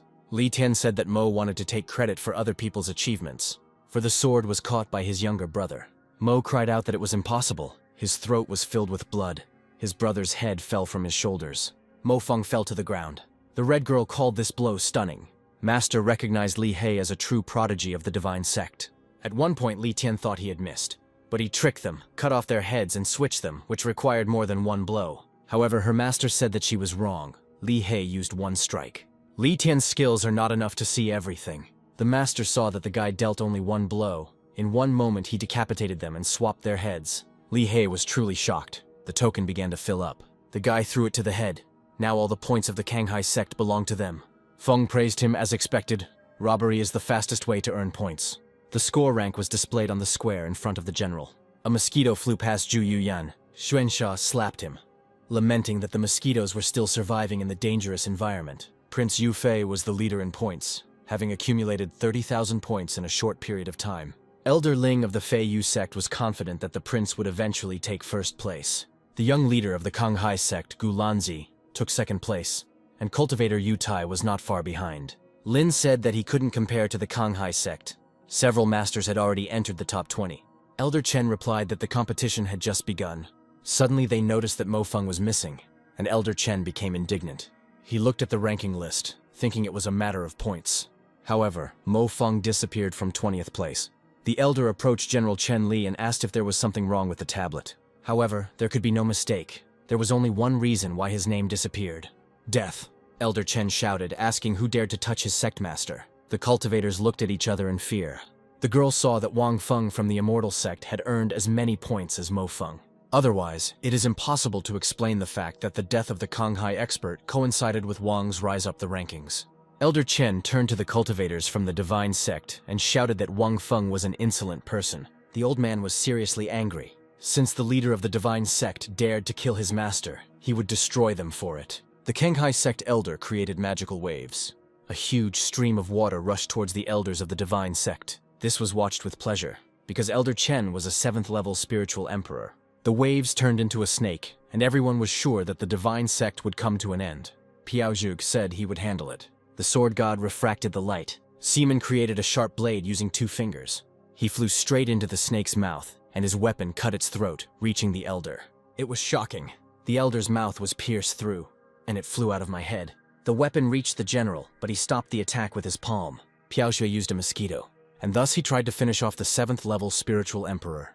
Chen Li, seeing that He-Man had managed to finish off the elder, called for the guards. He ordered to find out where the Divine Sect of Immortality came from. The girl looked at Piao, wondering why all the sect members were so strong. They were much scarier than the other participants. Zhu Xing was no less shocked, because they first used tape to tear off Guixiong's arm. And now they finished off Elder Chen with a single mosquito. Xing knew only one thing. The Xingyun Pavilion is obliged to make friends with them. In the middle of the village of fallen gods, there was a special flower. 2 sects met there. The Buddhists prayed, while the second sect looked on with disdain. Wang Feng and the disciples watched from above. Qing winked at the hero and said that with such a resourceful leader, the Immortality sect could not help but prosper. Feng didn't understand why the monks and Taoists were gathered around the grass. Li Tian said that this is the purple flower of the mystical soul. The elixir made from it can increase cultivation, so such a treasure is a source of struggle. Yun Fei thought at this time that he was seriously injured, but Sister Li's pills helped him recover in an instant. Feng asked if the girl knew them. She said that they were disciples of the Flying Feather sect, the leader of which was Ye Feng. The other group are the disciples of the Wuxiang sect. Their leader is Wu Nian. The hero asked if the Wuxiang sect was Buddhist. Indeed, they were the only Buddhists in the 3 empires, and Buddhist techniques are difficult to predict. Feng would like to lure the disciples of the Wuxiang sect to his side. Ye Feng told Wu Nian that if he gave him the mystical flower, he would owe him. Wu Nian replied that material wealth was an illusion, and the purple flower would be taken by a monk to save people from temptation. Yi Feng said that treasures go to the strongest, and if Wu Nian doesn't give it to him, then we'll have to fight. A white dragon coiled around the leader of the Flying Feather sect. Cloud Dragon is a powerful 13th level sect technique. The monk summoned Prajna Wuxian. Flames began to rise into the air around him on the ground. A fire dragon emerged from it. At the same time, the heads of the sects ordered the creatures to move forward. Intertwined in the air, the dragons clashed in battle. Yun Fei asked the leader who he thought would win. The hero placed his bets on Ye Feng. The white dragon quickly gained speed. His blue eyes were flashing, he was screaming, and not at all in anger. And from the pain, Prajna bit the cloud dragon's tail. The Flying Feather sect caught its breath, but the cloud dragon managed to escape. Spinning in the air, he flew higher, but Wu Nian was calm. After all, the Prajna technique was not so simple. The dragon became huge and opened its mouth. Compared to him, the white dragon is a speck of dust. The fiery Prajna has shut his mouth. The Buddhists prayed and said that Wu Nian deserved the title of genius. They believed that after this battle his name would thunder throughout the Yari Empire. But Ye Feng didn't think so. He summoned 1,000 swords of flying feathers. The fire dragon's body was pierced by blades. Prajna fluttered in the air, trying to get rid of them. Eventually, its belly burst open, and the cloud dragon was released. Ye Feng had already thanked Wu Nian for his concession. Suddenly, blood gushed from his mouth and eyes. Prajna killed the white dragon. The leader of the Flying Feather sect fell to the ground. The sect couldn't believe that their brother had lost. It's all about this monk. His power was so terrifying. Yunfei said the chief's opinion was wrong. The hero smiled and said that the fight was not over yet. Wu Nian was about to take the mystical flower, but Ye Feng would not admit defeat. The aura around him thickened and turned black, and his body became covered in feathers. Even the monk was horrified. In fact, Ye Feng, the outstanding genius of the Flying Feather sect, was secretly practicing demonic cultivation. The Buddhists visibly tensed. Even the Taoists did not fully believe that this was the genius of their sect. Li Tian said that demons are extraterrestrial evil creatures, prone to aggression and loving war. In ancient times, they invaded the Xinlan continent, wanting to turn cultivators into their slaves. The cultivators entered into a deadly battle to protect the continent. In that battle, the Xinlan continent was victorious, but it was a bitter victory. The professions of alchemy and others gradually disappeared after that battle. However, there are still some pitiful remnants of demons lurking on this continent, so they are holding this meeting. Xiao Wu asked if Ye Feng was one of the remnants. Tian said that he was not a real demon, but a cultivator who practiced inherited techniques from demons. Xuansha was the same, only he could control demonic techniques at will. This explained why Zhuan looked quite normal in the sect. Suddenly, Li Tian asked if the demon Xuansha was also in this sect. The leader and the students stared at her, thinking she knew about it. Tian decided that this sect was truly worthy of its title. Wu Nian said that demonic techniques are a serious crime, but Ye Feng didn't see anything wrong with this. He just wanted to become stronger. He stretched out his demonic hands to kill the monk. Ye Feng shouted for him to die. His hairy hands reached Wu Nian, and even to his comrades, he pierced their bodies with sharp feathers. Struck by their brother's attack, they fell. This made Nian angry. He doesn't even spare his own. This is just crazy. Ye Feng replied that his cultivation secret could only be known by the dead. He raised his hands up and clasped them together before attacking. This time he wanted to see the great and powerful dragon without a head. Wu Nian felt pain when Prajna was touched. The dragon was torn to pieces and the monk lost his levitation. He bent over, sitting on the ground, and began to cough. Ever since Ye Feng started practicing this technique, he had always held back, not revealing himself. Dark feather blades clung to the monk. The guy said that the fact that Wu Nian made him use this technique was already a reason to be proud. During the battle, the sect of monks suffered. Wu Nian stood firm until the very end, convinced that evil would not triumph over good, even if he never saw that day. Wang Feng intervened, asking who told the monk that he would not see that day. Ye Feng looked back. The hero threw the plank, and he snapped his fingers at her. Such a small object hit the demon right in the hand. The head of the sect was followed by his disciples. Wang said that he could help Wu Nian kill the demon, but after that, he had to go with them. The monk froze, and hope appeared in him. Ye Feng said that in exchange for the boy telling this joke, he would let them live longer. Wu Nian understood correctly. Feng wants him to betray his sect and go with him. The monk asked, on what basis? Feng said that he could give him the opportunity to become a Buddha. This interested Wu Nian, because in the territory of the three empires, only his sect had Buddhist heritage. And yet the guy decided that this man had gone crazy. After accepting Li Tianxing, Feng received a special reward, a Buddhist cultivation technique. It's just time to show off. Feng folded his hands in prayer, and said that he was the Buddha, after which a sacred figure appeared behind him. Seeing the divine form of Buddha, Wu Nian quickly bowed his head to the ground. Even Ye Feng trembled before the appearance. He was worried about one thing: who this person was. Waves of the sacred appearance forced the demon to descend to the ground. The disciples of the divine sect also knelt down. Li He pressed his head to the ground. With just one appearance, the head of the divine sect forces others to worship. The sacred image began to glow more intensely, spreading throughout the forest. All who fell within the radius of energy bowed before it. Even Yufei fell to his knees. He resisted, causing his eyes to turn red and his capillaries to swell. The girl told His Highness that this appearance had a strong pressure. They could only bow to avoid the splash of blood. For a prince who is lower than only one man and higher than thousands, this was a humiliation. Then the girl grabbed the cultivator by the throat and forcibly lifted him from the ground. Blood started flowing from the guy's eyes. My face turned red, my throat was literally torn. His head burst open and flew into minced meat. The girl uttered a Chinese proverb that said that under the roof of a house it is impossible not to bow one's head. Yufei's body shook and he clenched his jaw tightly. The crown prince struck his forehead on the ground, wishing to cut into 1,000 pieces the one who had summoned the form of Buddha. Yi Feng used all his strength to perform a demonic technique so as not to kneel. He slowly began to rise from the ground because Buddha was 1 zhang taller. The demon is 5 zhang higher. The raven's head opened before the sacred image. Yi Feng was going to prove that the belief that evil does not triumph over good is a joke. The hero took a step forward. He used the Buddha's divine palm. First form strike. The figure clasped his palms like Feng, and he put his hand in front of the bird. Darkness and light are about to touch each other. The demon flew through Buddha's palm. Yi Feng thought that the guy was very strong, but it turned out that he couldn't withstand even one blow. What a surprise! After these words, the demonic beak broke. Feathers began to fall along with him. The raven became a defenseless chick. This blow wiped the bird off the face of the earth. Yi Feng's demonic body crumbled. His hand was torn off, and he began to dissolve into the air like a bird. The power of the Buddhist palm destroyed him. Wu Nian, still clinging to the ground, thought that he couldn't bear the weight of even a finger. Feng told the students to stand up. Li Tian said heavily that the pressure was too great. The hero liked that people involuntarily bow down only under the pressure of the image of the Tathagata. Smiling, he raised his palm. The Buddha's image slowly began to dissolve so that even the sky became brighter. Only then were the disciples able to stand up. Feng asked Yunfei to collect the seals of other cultivators and distribute their points among themselves. Finally, the prince could rise from his knees. He told the girl that she had shown merit in defense and would soon receive a reward. This time it's unusual. Eternal life.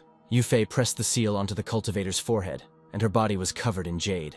Another guy asked His Highness for mercy. When the crown prince glanced at him, the cultivator pressed his thumbs into his eyes. He told the prince that his servant had blinded himself earlier, so he could not see anything. The demon ceiling ranking has been updated. Ye Feng's name from the Flying Feather sect disappeared. Elder Lin was furious when he learned that his sect's genius had been killed. The young man told him that a divine sect had just appeared on the rankings. The elder looked back at the immortal sect. Ye Guchen stepped forward. The elder looked at Chen's lifeless body with a hole through his mouth. He didn't want to take any risks. They couldn't know for sure that Ye Feng was killed by the divine sect. However, their sect's points became the same as Feng's before. The elder finished off the cultivator so that he would no longer dare open his mouth, for he is trying to pit the Flying Feather sect against the Immortality sect. The warriors laughed, thinking that if the elder was afraid to die, let him say so. Guchen called Elder Ling a coward. The monks suffered losses in the battle with the Taoists. Wu Nian prayed for them and asked them not to worry about him. The monk thanked Feng for avenging his brothers. He said that he could not betray the Wuxiang sect and join the divine sect. However, the hero offered him to go with him not to betray, but to go to a better place for cultivation. Only by knowing your true nature and seeing the essence can you attain the truth. The monk knelt down and handed Feng a pouch, expressing his desire to join him. For this, the main character received 30,000 points. Feng took advantage of the special lottery. He won a book of pill recipes. There was a certain fate in this, because for Li Tian he received a Buddhist technique, and for Wu Nian, a book for Li Tian. There was one place where darkness reigned, and in the middle of the room stood a coffin, and underneath it there was something that was calling its husband. Wang Feng slapped Qin. Li burst into tears and grabbed his cheek. The hero shouted at the student, asking him to repeat what Qing had just called him. Qing didn't understand how the leader could be called anything else. He wanted to repeat it. But the voice called Feng husband. The hero was about to strike again, saying that there was no place for perverts in this sect, but Xiao stopped him. The girl said that it was not her older brother who called the head of the family husband. A corpse did this. Yi Feng's body said that she had finally waited for this day. The guy cut up the bodies, which were already divided into parts. But it didn't help. The corpse's hands touched the hero's face. The man said that he was waiting for his husband in the depths of the land of the fallen god.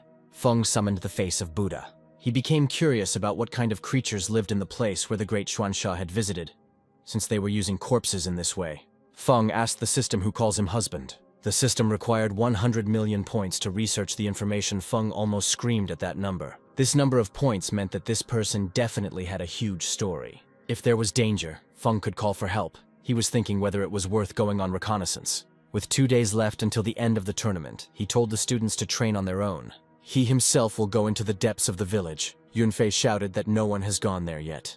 The hero said that he had only one requirement for his students. Take the top 5 places in the ranking. Feng got to the right place not without difficulty. As we moved forward, gravity became stronger. The consumption of spiritual energy increased, and there were too many demonic beasts on the way. They seemed to have gone wild. Wang Feng used the Buddha's palm. With her help, he could protect himself. The animals' bodies were literally ground down to the bones. The earth continued to tremble because of the demonic beasts. It turns out that it was the snake that was chasing them. The cobra's heart was beating wildly inside. She crawled towards Feng as if something was moving her. The Buddha's image leaned forward, extending its palm. This demonic beast was just a small fish. The pack of demonic beasts feared not the snake, but what was inside it. A heart that began to change shape. Bright rays burst out from it, piercing the sacred image of Buddha. This is where Feng got scared. There was something alive hidden behind the bright shell. Insect. The hero asked the system what this thing was. The reveal required 50,000 points. The guy immediately asked for an explanation. Demon Banan Liuyan with the 7th level of spiritual emperor cultivation. Feng told him not to think that he would be afraid of him, even if with one blow, Liuyan destroyed the image of the Tathagata. The guy closed his eyes. If he can't win, he can run away. Gravity has become simply insane. The firefly appeared in front of him and Feng became afraid. The demon suddenly flew up to the guy. He punched him in the gut. The head of the divine sect fell to the ground. Feng asked the system what to do to stop the demon from attacking. The answer is to tame. To do this, he needed to feed him blood, and Feng had an idea. He decided to use something more powerful than the Buddha's divine palm. Fist. Feng made a sharp lunge with his fist. Luan simply flew to the side. He gave the guy an upside-down thumbs up. The hero was outraged that the insect underestimated him. Feng decided to act more cunningly. He created a pair for the demon. The firefly's heart nearly jumped out of his eyes. One Luan is born in the world every century, and their number in the world is small. That is, throughout his entire life, this demon never had the chance to see a member of the opposite sex. As the saying goes, it is hard for a hero to resist beauty. And it's even harder for a hungry hero. Feng destroyed the female copy of the demon and imprisoned him in her clot. Previously, the leader received a secret technique from Zhu Yuyan, with the help of which he can turn blood into a doll and seduce the enemy. And taming Banyan Luyan is a piece of cake. Feng cut his finger, and the insect reluctantly flew towards the smell of blood. He cursed and in revenge released poison at the guy. Feng cursed loudly. The demon crawled under the hero's skin and up his arm. He reached the guy's heart. Feng couldn't do anything. Everything inside was seething. I could feel the heat. Luan stamped his paws on the vital organ. He opened his mouth and began to suck blood straight from the heart. The number of blood clots increased. Feng couldn't move. His eyes were glowing. His body was paralyzed. He felt the current running through his capillaries. The system said that Banyan adores Feng's blood. The owner's confession was successful. The guy smiled and ordered Luan to fly out of his heart immediately. Whether the demon wanted it or not, he was obliged to obey. The firefly flew like a bullet through Feng's body and out of his finger. His wings turned orange and he had horns on his head. The object took on an appearance similar to its owner. Now this is Mini Wang Feng. Firefly pointed the guy in the direction. Feng asked if the demon wanted him to follow him. Luan nodded. So the main character set off on his journey. The firefly led him to the ruins. There, among them, stood a huge gate. Feng asked why Liu Yin brought him here. It looks creepy. The guy became curious, so he tried to open the gate. As soon as the hero touched them, he saw a battle scene. In this vision, there was she calling him husband. Feng recoiled. The boy said that Luan seemed to be the one who had been sent to show the way. The hero strained with all his might to open the gate, but they didn't budge one bit. Feng shouted that he hadn't used his trump card yet. He summoned the form of Buddha. Feng couldn't believe that even his palm couldn't open this door.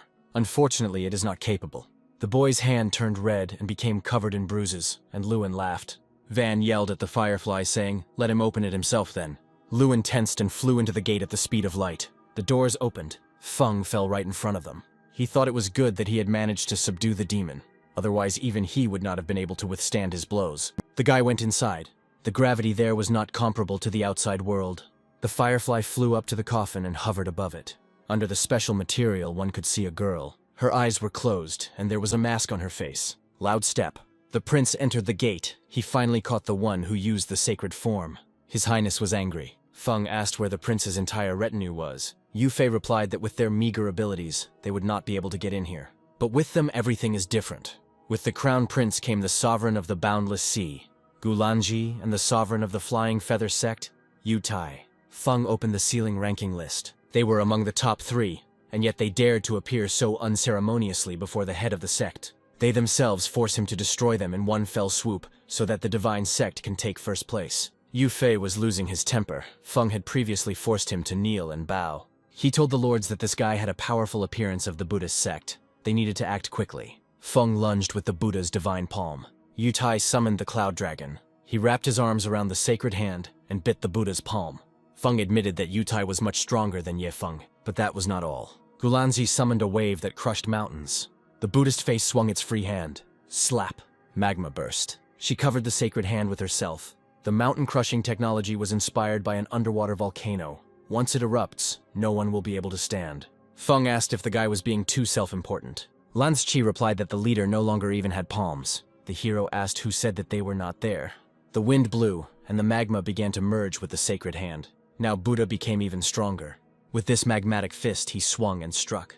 The hand of the ruler of the boundless sea melted. Magma turned into a living being. It attacked the cloud dragon. The prince ordered Yutai to quickly cover him.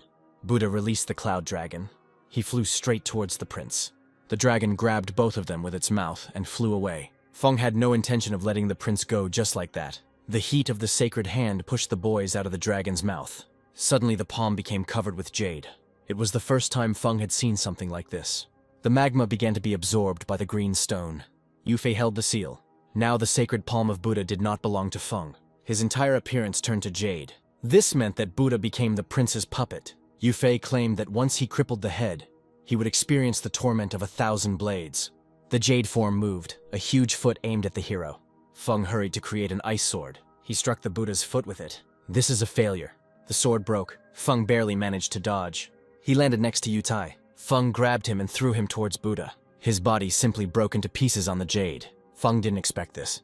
The jade Buddha's attack was too strong, and now it was aiming at the boy. The fist barely hit the head and he coughed up blood. The prince said that Feng had given him a truly amazing toy. For a moment, the hero even lost consciousness. His chest sparkled. Lewin climbed into his heart. The firefly's power began to spread throughout the body. The wounds on the body healed instantly. Only now did Wang Feng realize Liu Yin's strength. And the fact that he now has a tame demon. Now he knows how to destroy the Jade Buddha. Yufei asked if Feng's brain was damaged by the impact. Did he really think that his hand was some kind of bow? Wang replied that his hand was shooting something stronger than arrows. Banyan Liu Yin. Feng shot a firefly. He flew straight to the target. And he broke Buddha's head. Because he was connected to the prince, blood rushed to Yufei's throat. He fell to the floor with force. Feng picked up his seal. Now everything was fair. Yufei had been ruling smugly for so long, relying on her. But he didn't think that one day it would be imprinted on his own body. The crown prince began to become covered in jade. His last words were that his father, Emperor Yari, would definitely not let this go. Feng removed the seal. The jade came down and Yufei laughed, asking if Feng was scared. The hero asked whether he would have killed the Marquis if he had been afraid of the Emperor. The prince did not know about this. He asked in horror why Feng had spared him then. However, the hero did not say that he spared. Yufei hadn't yet noticed that he was missing something. His legs. He enjoyed turning people into chairs. Now he'll have to wait until his body falls apart. The jade cracked. The prince fell. He prayed for Feng to kill him, to take away his pathetic life. But the head of the divine sect left him alive so that he would die on his own. Van walked up to the coffin and opened its lid. He didn't know if the girl was alive now. The guy put 2 fingers to her nose to check her breathing. Not finding her, he sighed, because the girl was very beautiful. Lewin spread his arms and exhaled loudly because he had to finish everything himself. He jumped on Feng, forcibly pushing his head towards the coffin. The guy landed right on the girl's lips with his own, involuntarily kissing her. A gentle hand reached out to him.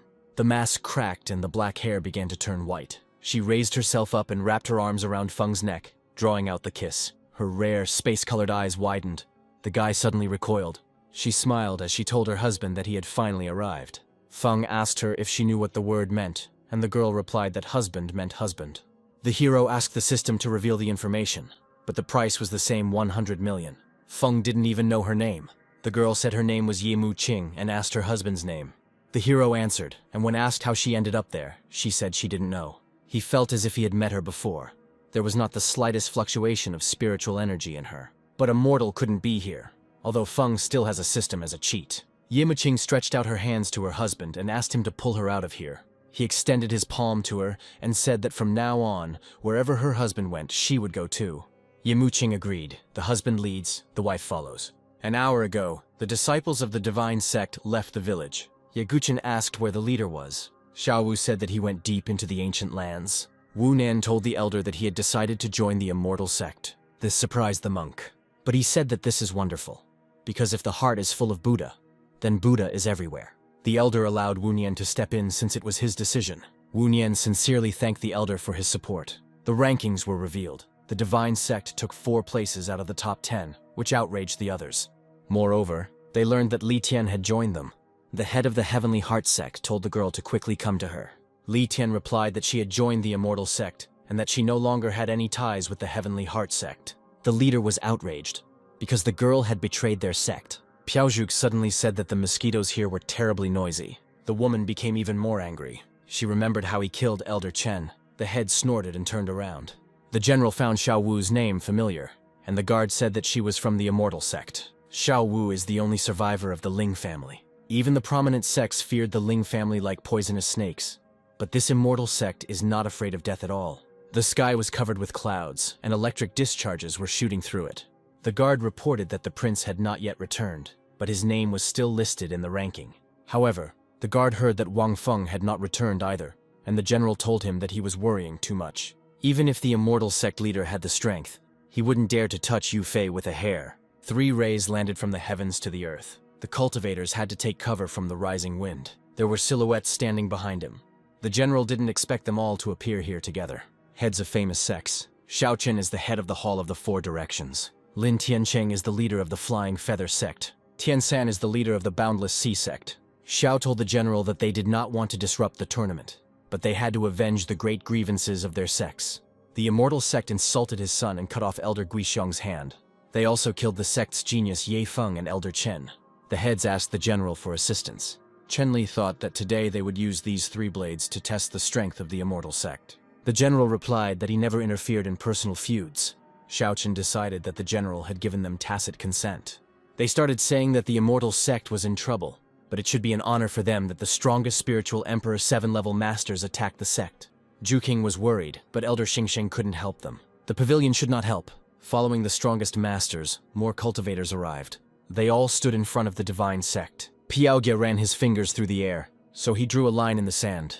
It served as a kind of border between their sect and the strongest. The guy warned that if they crossed the line, they would die. Tian San burst out laughing.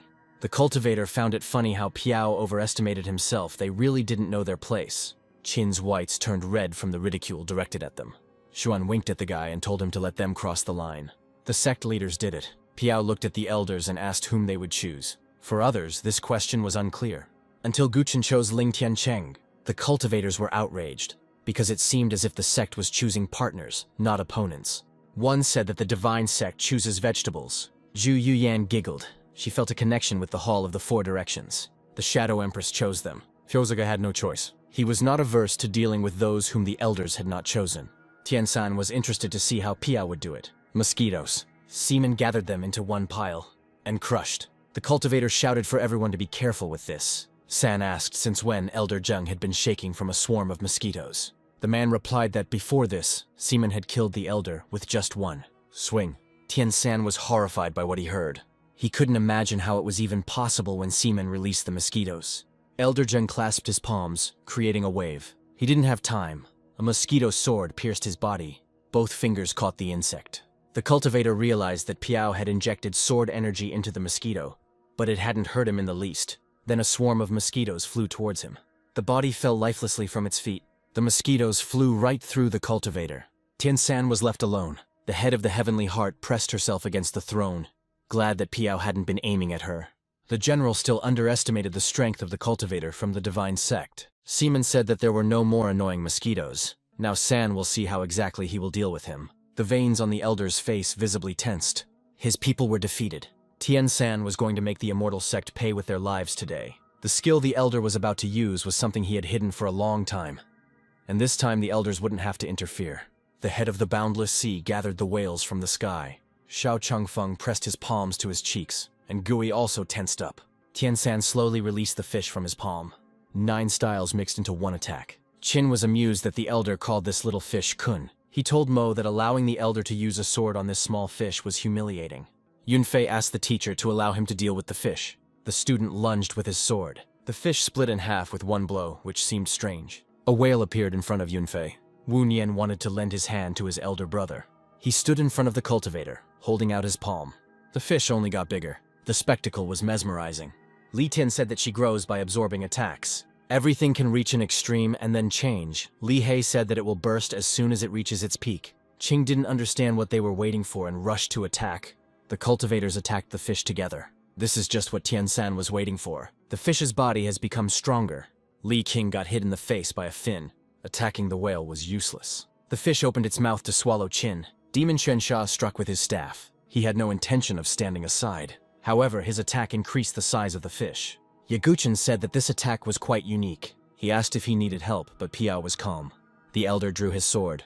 One blow from him is enough to deal with the fish. Shimen Piaozhuo placed the tip of the sword on both fingers. He filled the sword with energy and suddenly cut the fish. Tiansan smirked and called Piao an idiot. The fish has mutated. Xingxing said that the outcome would be decided once the sword was released. Zhu Xing observed this paradox, how the sword, which had enormous power, was useless. However, when the elder spoke about the outcome, he meant that Seaman would win. It seems Zhu Xing has forgotten where they are. Tiansan didn't expect that someone with such a high level of cultivation would be so stupid. Piao chuckled. He calmly replied that he would not only make his kuna eat his fill, but he will even feed him the entire ancient land of fallen gods. It was at this point that the elder's mouth dropped open. Zhu Xing asked what was going on. Shen explained that the gravity of the land of fallen gods was stronger than that of the surrounding area. When the kuna's body grows large enough to cover the ancient land, gravity pulls it down, and he will never be able to escape. Tiansan asked if it was true that Piao only used one blow to deal with him. When the elder confirmed this, the leader stated that then Piao would not be able to use the second sword. Qing didn't understand why his brother was talking about honor with someone like him. However, if the conversation got to this point, it meant only one thing. The master has a way to keep his word and still destroy the elder. Piao abruptly sheathed his sword. This attack passed through Tiansan's head. His hat, along with his body, received a clean cut. Even simply removing the sword can kill. The giant fish began to dissolve until it disappeared. The lifeless body fell before the head of the flying feather. He was shocked that Piao had dealt with Kun with just one blow, and now he had finished off the sect leader, putting his sword back in its sheath. The elder doubted whether he had enough strength, but his opponent was Ye Guchen. Xiaochen thought that it was all because of that brat who provoked someone who was beyond their power. The man decided that if he survived, he would break every bone in the fat man. Xiao told the general that the competition was about to end. Wasn't it a good time for an even greater confrontation? The general closed his eyes and remained silent. The sect leader heard the cultivators mocking his words, as he claimed that the divine sect would be destroyed. The fight is inevitable. Xiaochen's task was to deal with the other elders of the immortal sect, unless they were as strong as Piao. Seaman asked if he should intervene. Zhu Yuyan said that she had just finished playing with their elder. Now, if she doesn't play with the sect leader, it will be impolite. And Guchen finally found a worthy opponent. He couldn't give him up. Lin Tiancheng couldn't follow Tiansan's example. He was going to wear Guchen down first. The leader summoned a 12th level heavenly dragon. The dragon appeared among people. His paws grabbed the members of the Flying Feather sect. The dragons burst through their bodies. They flew at the elder at the same time. Guchen drew his sword. He hit the ground. The dragon's head told him that it was all over. He thought Guchen's sword was quite threatening. But after the strike, the dragon remained unharmed. Elder Ye snorted. He glanced at the white dragon, whose head was beginning to fill with blood. Ling Tiancheng ordered to avoid the strikes of this sword. Otherwise, their body will become worse and worse. But it was too late to warn. Guchen dealt with them with a couple of swings and landed next to the leader. The cultivator pointed the sword hidden in its sheath at the elder. The old man grinned. He believed his sect still had a chance. The dragon bodies rose from the ground and began to circle around him, giving off power. Ling Tiancheng's eyes turned yellow and his face was covered in feathers. He took the form of a black dragon. And this dragon Guchen won't be dealt with so easily. The Flying Feather sect leader grabbed Guchen with his mouth and snapped it shut. Xiao Wu was scared. She approached Elder Kimen and asked him to save her master. However, Piao had no intention of doing so, because he doesn't need help. Ye Guchen pointed the tip of his sword at the dragon's throat. He pierced his tongue when Lin Tiancheng covered the elder with his mouth. The old man was not ready for such technology. She was also called the Soaring Dragon, namely the transcendental flight of a celestial being. If Tiancheng had known that an ordinary immortal sect elder was so terrifying, he wouldn't have gotten involved in this. He had to pretend nothing happened when a genius of the flying pen was killed. Unfortunately, the realization came too late. Zhu Xing was convinced that Guchen was no less powerful than Piao. The elders were indeed flirting with death, provoking the immortal sect. Xiao Changfeng cunningly told his father that his opponent was not an elder of the immortal sect. Unable to bear it any longer, Chen punched his son. The fat man complained that his face would swell again. But that was the last thing that mattered. In the past, it was the Hall of the Four Directions that destroyed all the clans. But now it is in the opposite situation. And if the Hall of the Four Directions is destroyed today, Xiao Chen will kill his son first as a sacrifice. In the meantime, he decided to take care of Zhu Yuyan. The Shadow Empress grabbed the head of the house by the hand with a ribbon and pulled it. Xiao Chen placed 2 fingers on his forehead. He activated a special technique, the 4-sided fist. Yu Yan tightened the ribbons to weaken the leader's attack. Pain shot through her body. The heels rubbed against the ground. The girl jumped into the air. She liked this blow. 4-way strike is when the body is cloned and strikes from different places. Another such attack split Yu Yan's body in half. What horror was in Xiao Chen's eyes. He trembled at the sight of the woman's legs and stomach, which remained standing as if nothing had happened. Suddenly the legs jumped up and hit the enemy. Zhu Yuyan's foot pressed down on the throats of all 3 Chens. Their heads were stuck between the women's clenched thighs. The Empress's upper body grabbed the elder's hand. Even posthumously, he should consider it an honor that he forced her to use demonic body disintegration. She pulled the ribbon tighter. The head of the 4 Directions Hall shouted for his disciples to kill this demoness. Zhu clapped her hands, saying that she was nothing more than playing with him, but he still wants to drag everyone else into it. Her seductive charms worked on men. Yu Yan blew them a kiss, and the students began to tighten the ribbon themselves. Like slaves worshipping God, they raised their bound hands to her. Xiao Changfeng said that he didn't want to lose his right arm like Gui Xiong. Clutching a green ribbon in his teeth, the fat man prayed for salvation. Yu Yan spun around in midair, pulling the ribbon with her, and the fighters in the hall on all 4 sides had their arms torn off. She said that from now on they could call themselves the One-Handed Hall. The severed limbs fell before the unfortunate Guixiong. He was lucky that he had already lost his arm before this. Xiao Chen shouted that the motto of the Hall of 4 Directions was, an eye for an eye, a hand for a hand. Even if he couldn't kill Yu Yan, he was going to make sure that she too would be left without her right arm. The head of the sect ran at the girl, swinging his remaining hand. The Shadow Empress lifted her severed hands from the ground. Since the elder is so attached to dirty hands, she will return them to him. Cut pieces of meat flew into the air. Xiao Chen couldn't understand how such a technique could exist. Yu Yan said that this was part of the heavenly demon's arts. The demonic combination glued the hands to the man's torso. Chen went to his disciples and asked them to take it off him. The head of the sect involuntarily wrung their necks. He deprived his own students of their heads. Xiao Changfeng asked his father not to come near, because he would not help him. With tears in his eyes, the head of the 4-sided hall grabbed his son by the neck. He was not in control of himself, but he was of sound mind. The most terrible punishment is to wring your son's neck with your own hands, without controlling yourself. Yu Yan thought the leader was joking when he said he would sacrifice his son, but he really meant it. Xiao Chen forced 2 fingers towards his forehead. Blood started flowing from his eyes. The man released energy into his own head. Once, the dominant hall of the 4 Directions was destroyed in a similar manner.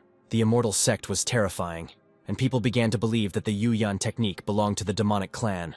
They began to ask the general to destroy it. King said that this general was, at best, at the peak of a 7th-level spiritual emperor. Yaguchen said that he couldn't see his true strength, so he should avoid conflicts with him. The general slammed his scabbard on the floor. Silence fell, the divine sect tensed. Chen Li declared that this woman had strange techniques, but she was not a demon. Li He and Qing breathed a sigh of relief. The rating was displayed on the square. The results even made the general nervous. He abruptly ordered the flame army to surround the immortal sect. Zhuan told Chen Li that he had just ruled out the possibility of the elder belonging to the demon clan. The general explained that the crown prince's name had disappeared from the list. The only person capable of killing him is none other than the one who has not yet returned. The divine sect was in danger. Wu Nian folded his palms together. He released his internal energy with a blow. Xiaohua used her techniques. Xuan took out his demonic staff and extended it, aiming it at that filthy bunch of lackeys. With one swing he overcame the whole crowd. Juking said that this flame army was too weak for the divine sect. Elder Xingsheng asked if she knew why this army was called the Immortal Legion. When the guard took heavy damage, his wound caught fire. He rose from the ground. His strength turned into power. Now Jusing understood. The army of flame could convert the damage it received into weapons. Thus, they remained not only intact, but they also acquired the ability to parry enemy attacks without any effort. Qing had a bad feeling about this. The guard attacked him with a fiery sword. Li Qing stopped the attack, holding the weapon between his palms. He grinned maliciously, asking if the guard really thought that it would be so easy to take Grandpa. Qin's expression suddenly changed. The second guard thrust the fire sword into Qin's gluteal space. It was becoming difficult for Nianyu to repel attacks. Xiaowu was almost caught off guard. Xuan was pierced with swords by 4 people. The divine sect could no longer resist. The guard's strength increased. Xingxing said that this time, the immortal sect might be in serious danger. They were driven into a corner. Zhu Xing objected, because the sect still had 3 elders at the peak of Spiritual Emperor 7. 3 elders of the divine sect surrounded the general. At least that's what it looked like from the outside. In reality, it was different. Chen Li was in control of the situation. Any mistake, and the elders of the immortal sect will be doomed for eternity, so their students can only save themselves at the moment. Yunfei shouted that they must continue to hold their positions until the head of the sect returns. Qing stepped forward, protecting his comrades with his shield. Guchen fully unsheathed the heavenly sword from the sky. He managed to repel the attacks. The elder asked the disciples to hold on a little longer. There was a surge of energy. The general became interested. He said he would join too.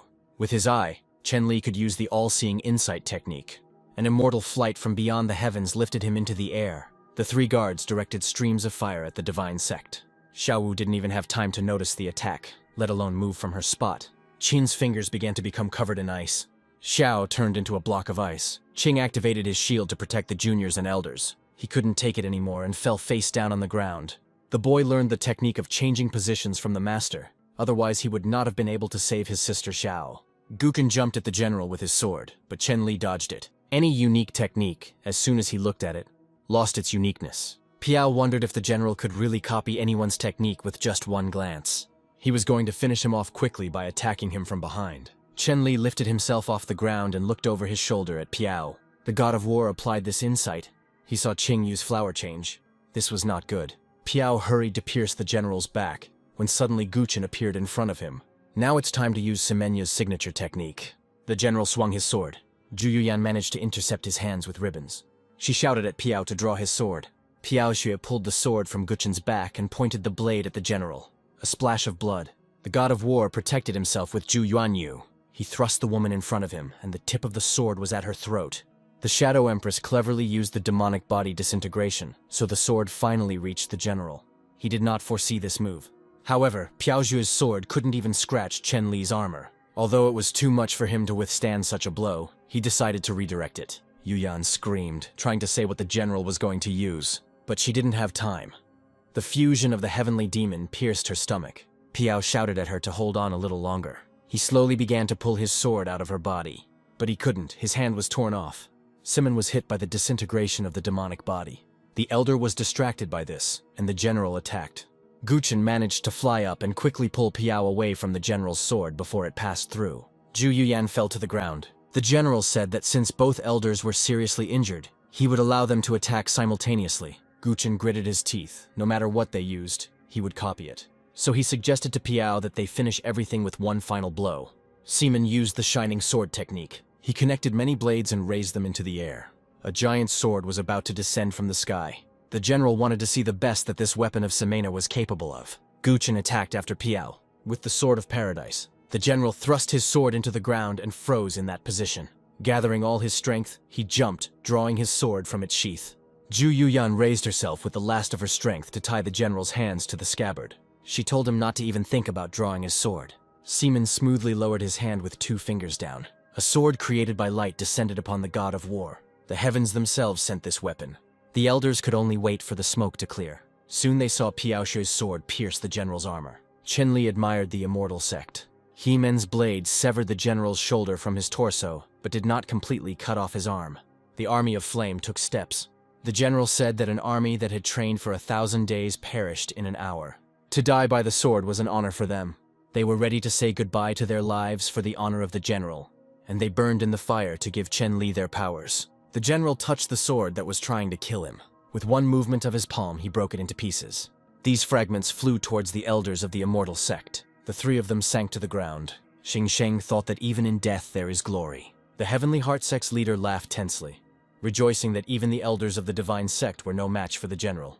However, Elder Sheng said that they were not finished yet. They were rejoicing too early. Although he didn't know whether a god or an immortal could save this sect, there was definitely someone who could. The students looked up to the sky. Even the general was distracted. Wang Feng. And he did not return alone. The hero asked the system to cure the students. The elder's wounds have completely healed. The sect members were delighted to see the leader, and Qing asked who was with him. The guy coughed and replied that it was a long story. First, he wanted to greet General Chen Li. Feng asked if he had injured the people from his sect, and the general asked in return whether it was Feng who had killed the crown prince or not. The hero recalled that the general himself said that there were no restrictions in the tournament. Even if he killed the prince, the rules were not broken. The cultivators decided that the head of the immortal sect was an idiot for taking this rule literally. The general angrily replied that he had simply wanted to enjoy the performance, but Feng had dragged him into this mess. The hero said that anyone who hurts his people will see no mercy. He directed the palm of Buddha. Chen Li used a penetrating gaze. He also put out the palm of the Tathagata, but she was twice as big. Feng didn't understand how the general knew about his palm. Yamuqing said that upon reaching spiritual venerable, a cultivator could glimpse the laws of heaven and earth. Feng couldn't believe that the general had reached this level. Yamuqing said that he was only halfway there, half a step at most. Feng said that there was nothing to fear, unless the general was a true spiritual venerable. Chen Li raised his hands and clasped his palms together. The copy of Buddha, under pressure, began to lower his hands on Feng and his wife. The guy, on the contrary, raised his palms. The resistance was strong. Yunfei pressed his palm against Qing's back. Wu Nian and Li He joined in to help their older brother speed up his regeneration. Li He told Qing that he should use the flower exchange technique and take the hit if the chapter technique was broken. Piao Zhuke said that there was no need for that. After all, the head of the sect is much more incomprehensible than they think. Suddenly, the general's Buddhist palms stopped creating pressure. They cracked. The bright light of the Buddha's true power broke through the copying technique. The general asked in surprise how Feng managed to do this if his cultivation level was higher. The boy replied that Chen Li had managed to learn his Tathagata palm technique. But there were things that could not be learned. A bright light burst forth from the sacred form of Buddha. Luin. Feng held out his finger for him, and the firefly landed on the tip. The general said that he underestimated Wang Feng. He had hidden such an interesting trick. But Chen Li also had something hidden in the sword. The hero asked Muchen to move away a little. The general lifted his sword by the hilt, and a snake coiled around it, lengthening the weapon. Chen Li swung the heavy sword. Feng caught it with the Buddha's palm. The man said that he was rejoicing too soon. The sacred image began to disappear. The general began to press the sword to the end. Feng asked why his palm disappeared into thin air. The fact is that the curse of the fire dragon combined with the laws of heaven and earth, causing the internal energy to dissipate. Without the support of internal energy, all of Wang Feng's ultimate techniques are nothing more than water without a source. Yamuqing was afraid for her husband. Feng asked how much time was left until the end of the competition. The general was amazed that even in the face of death, the head of the immortality sect thought about this. Chen Li replied that after the last incense stick burned out, the competition would end. The hero visually assessed the length and width of the stick. There were about 15 minutes left until the end. Feng must hold out until the end to receive rewards from the system. Only then will there be a chance to win. The general swung his mystical sword, intending to make Feng's life shorter than an incense stick. Van couldn't move. His body was already covered in poison after the first blow. A second blow would have been fatal. Suddenly, Qing appeared in front of the sect leader, shielding him with his body. The boy took the full brunt of the blow. Feng asked who told him to do this. Coughing up blood, Qing said that he had to do it. Who else could have done it? Yunfei and Xiao froze when they saw Qing's state, and the general was amused by this. He became curious to see if Feng could withstand a second blow. Grabbing Qin, the guy leaned over and shot Liu Yin. The owner was struck by the fire dragon's curse, and unexpectedly, even Banyan was affected by it. Xiao Wu was about to take the second blow. The cursed sword could not be stopped so easily, and the weapon cut the cultivator across the stomach. The students ran up to their older sister. The curse pierced her body, entered her blood and rose to her throat. Li Tian trembled and told the leader that her wounds were too serious. Her medicinal pills were useless. Feng asked the system to quickly cure Xiao Wu. The system responded that there were not enough points for this, but the hero said that he wanted to spend future points. Unfortunately, rules are rules, so Feng couldn't help Xiao Wu, and Qing, shedding tears, thought that there must be a way. Yamuqing leaned towards the boy and said that the girl would be okay soon. A glow appeared in her chest. It began to intensify and rose from her body in the form of a flower. The cultivators didn't know what it was, but Zhuan suspected it. He couldn't believe what he saw. The Ling family's crown jewel rose above Xiao's hovering body, sending out its bright rays in all directions. Feng asked what was going on. His wife told him that his student possessed a treasure called the Blossom of the Underworld. As soon as she is on the verge of death, Blossom awakens and begins to draw on the energy of heaven and earth to heal the owner. The more serious the wound, the stronger the influx of deep energy. The cultivators moved closer to their sister so that she could absorb more energy. The general knew that the Netherworld's dawn was inside Xiao Wu. He proposed a deal to the leader, namely, Feng gives him the flower, and he spares the immortal sect. The guy said that the Netherworld's dawn is a part of Xiao, so how can he give it away? The general told Feng to kill her, then he could easily take out the flower. Gradually, Xiao Wu's wounds began to recover. The cultivators felt relieved. The general struck the ground with his sword, asking the leader if it wasn't reasonable to exchange one person to save the sect members. The curse gripped Feng, increasing the pain in his body. Shu finally came to her senses and said that she was alive thanks to the leader. Therefore, she will gladly present flowers from the very underworld. The general said that the immortal sect had trained her well. Feng walked up to Xiao and lightly hit her on the head with his palm, saying that they were willing to sacrifice their lives to save her. No further evidence is needed for this. Muqing said that Feng was worthy of being her husband, but the guy himself considered himself a disgrace, who couldn't protect himself with cheats. Suddenly he told the general that he could break his fire curse. Chenli said that Feng wouldn't be able to do it until his cultivation level reached Xuanzong. He was convinced that the leader would never reach such heights in his life, but Feng told him to take a closer look. The hero released the form of Buddha. His face was scorched. Buddha leaned forward. The general realized that Feng had concentrated the last of his strength into his palm for the final blow. The Tathagata's hands flew towards the general, but for him it was boredom. Although the difference between Xuanzong's mid-level and peak was only half a level, the difference in strength was like heaven and earth.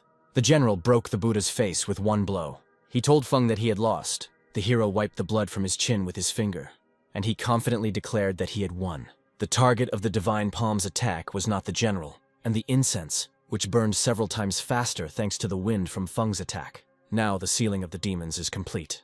The general didn't understand how this was connected with the dragon's curse.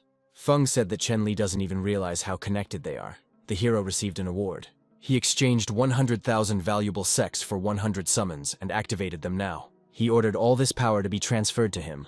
Enhanced cultivation began to flow into Wang Feng's body, displacing the dragon curse. The main character was freed from the shackles. Chenli couldn't believe it. The head of the immortal sect has risen to the level of Xuanzong.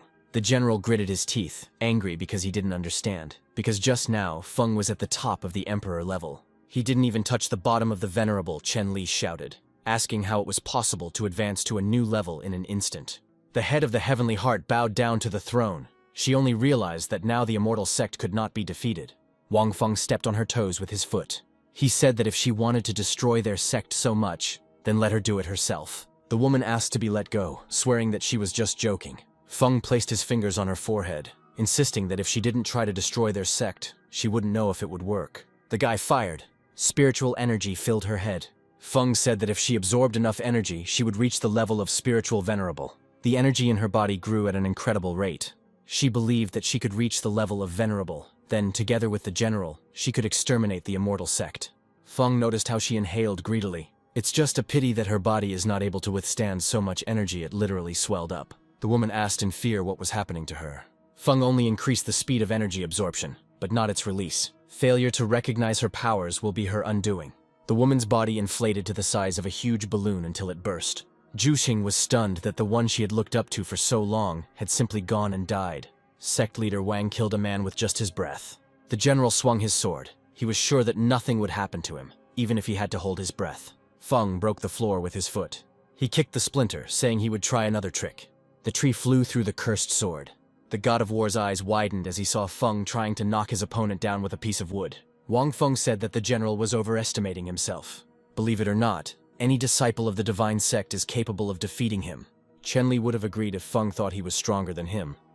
But that was impossible for any member of the sect. The leader told Yunfei to step forward and the student froze. The hero nudged the boy, convincing him that he was nearby. The general was not averse to seeing how the aristocrat could overcome him. He swung his sword. Yunfei's blade broke in half. Only the handle remained in the hand. The boy opened his eye to see what had happened.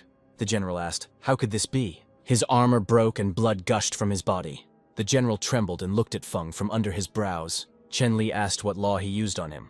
Feng said that after reaching the venerable stage, he gained the ability to strengthen or weaken any law. He heightened the general's sensitivity so that if he were hit with a piece of tofu, Chen would be seriously injured. So today will definitely be the end for him.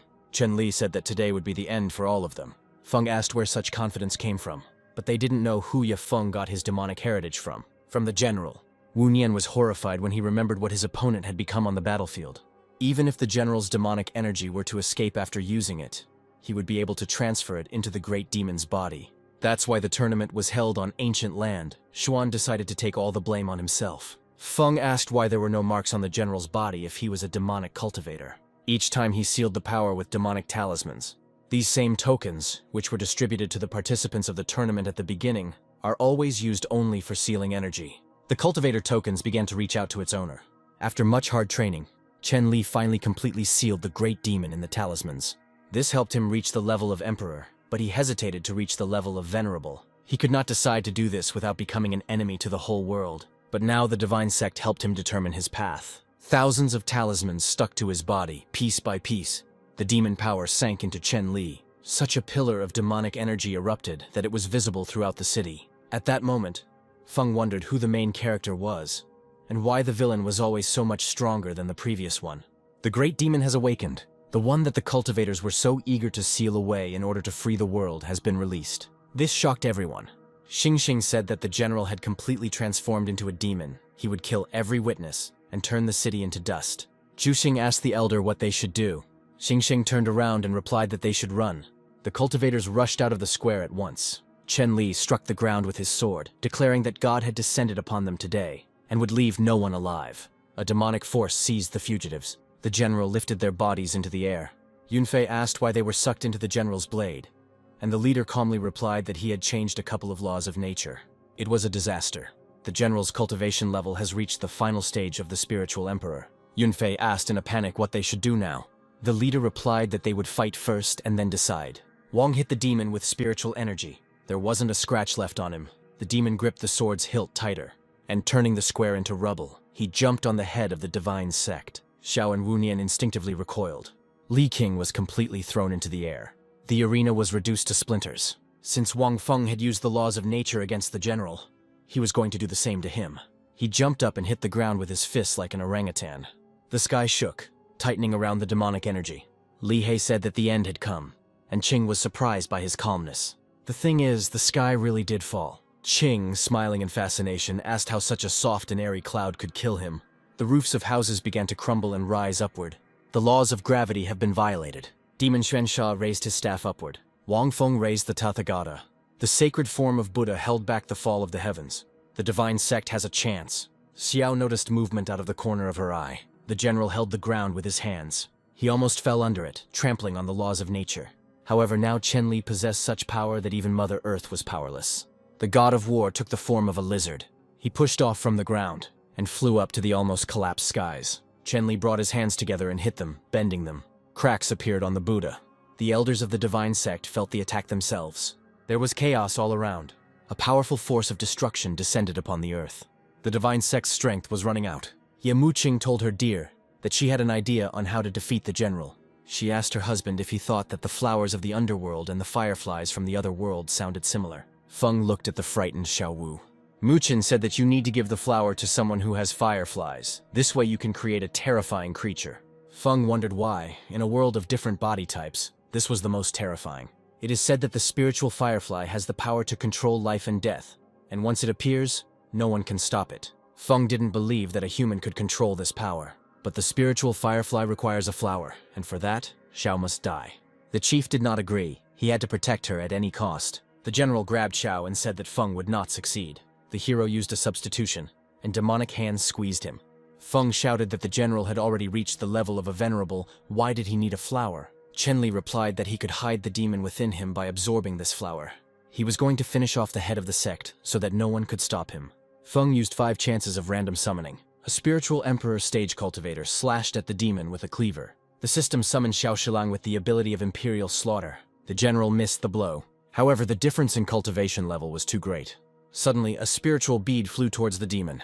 Despite the difference in level, Xiao Shilang did not come alone. Monk Wu Xiang, at the peak of the emperor stage, mastered 10 spiritual techniques. The demon caught the bead with his teeth. The monk used the cotton technique. The bead burst in the general's mouth. Chen Li extended his hand towards the cultivator. He struck with a huge claw. The demon's face remained intact after the attack. Another cultivator slashed a wide blade at the general's arm. Ding Peng wielded a demonic blade and had the falling meteor spiritual technique. This attack cut deep into the demonic forearm. Before Chen Li could even raise his head, that blade appeared in front of his face again. The general blocked the attack. There was an explosion, behind which nothing could be seen. The demon chuckled, for this explosion was created by someone else. Xi Xiaofen, the third lord of the Heavenly Blade, and Dongfei Bubei, the leader of the Sun and Moon cult, arrived at the summons.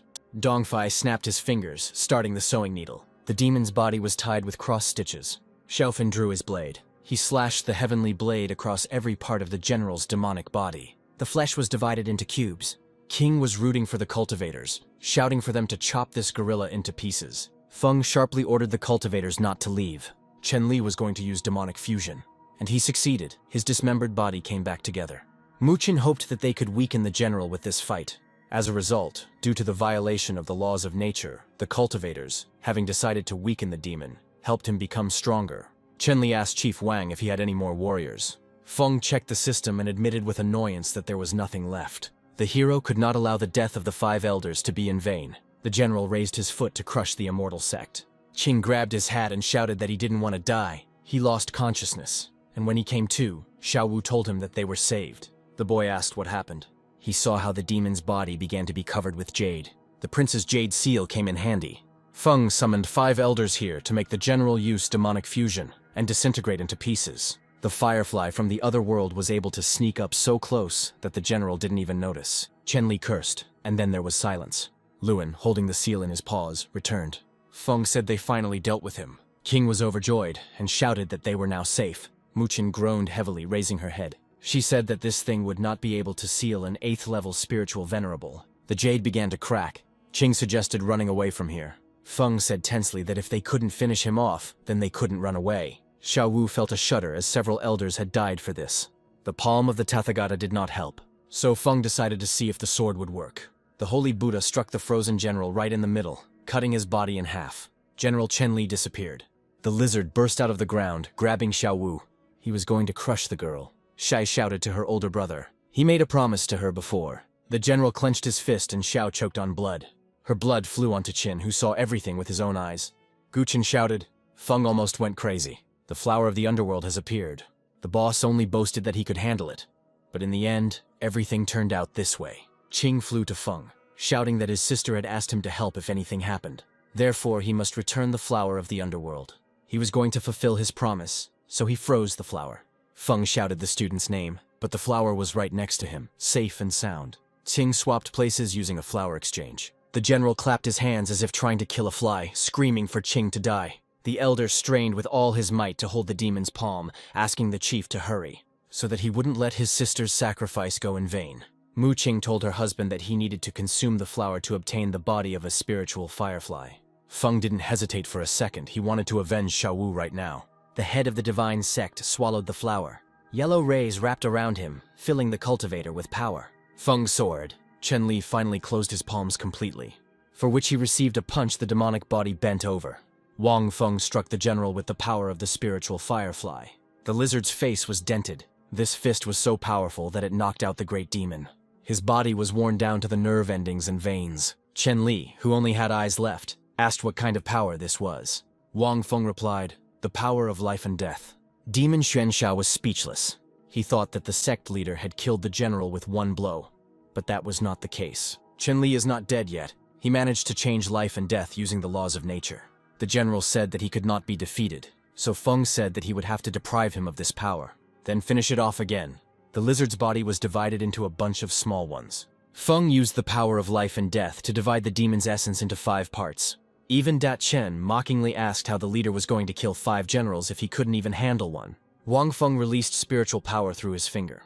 He didn't argue that he couldn't kill one. But who said there were 5 too? Feng leaned forward, cutting Chen's bodies in a chain. The demonic forms were linked to each other.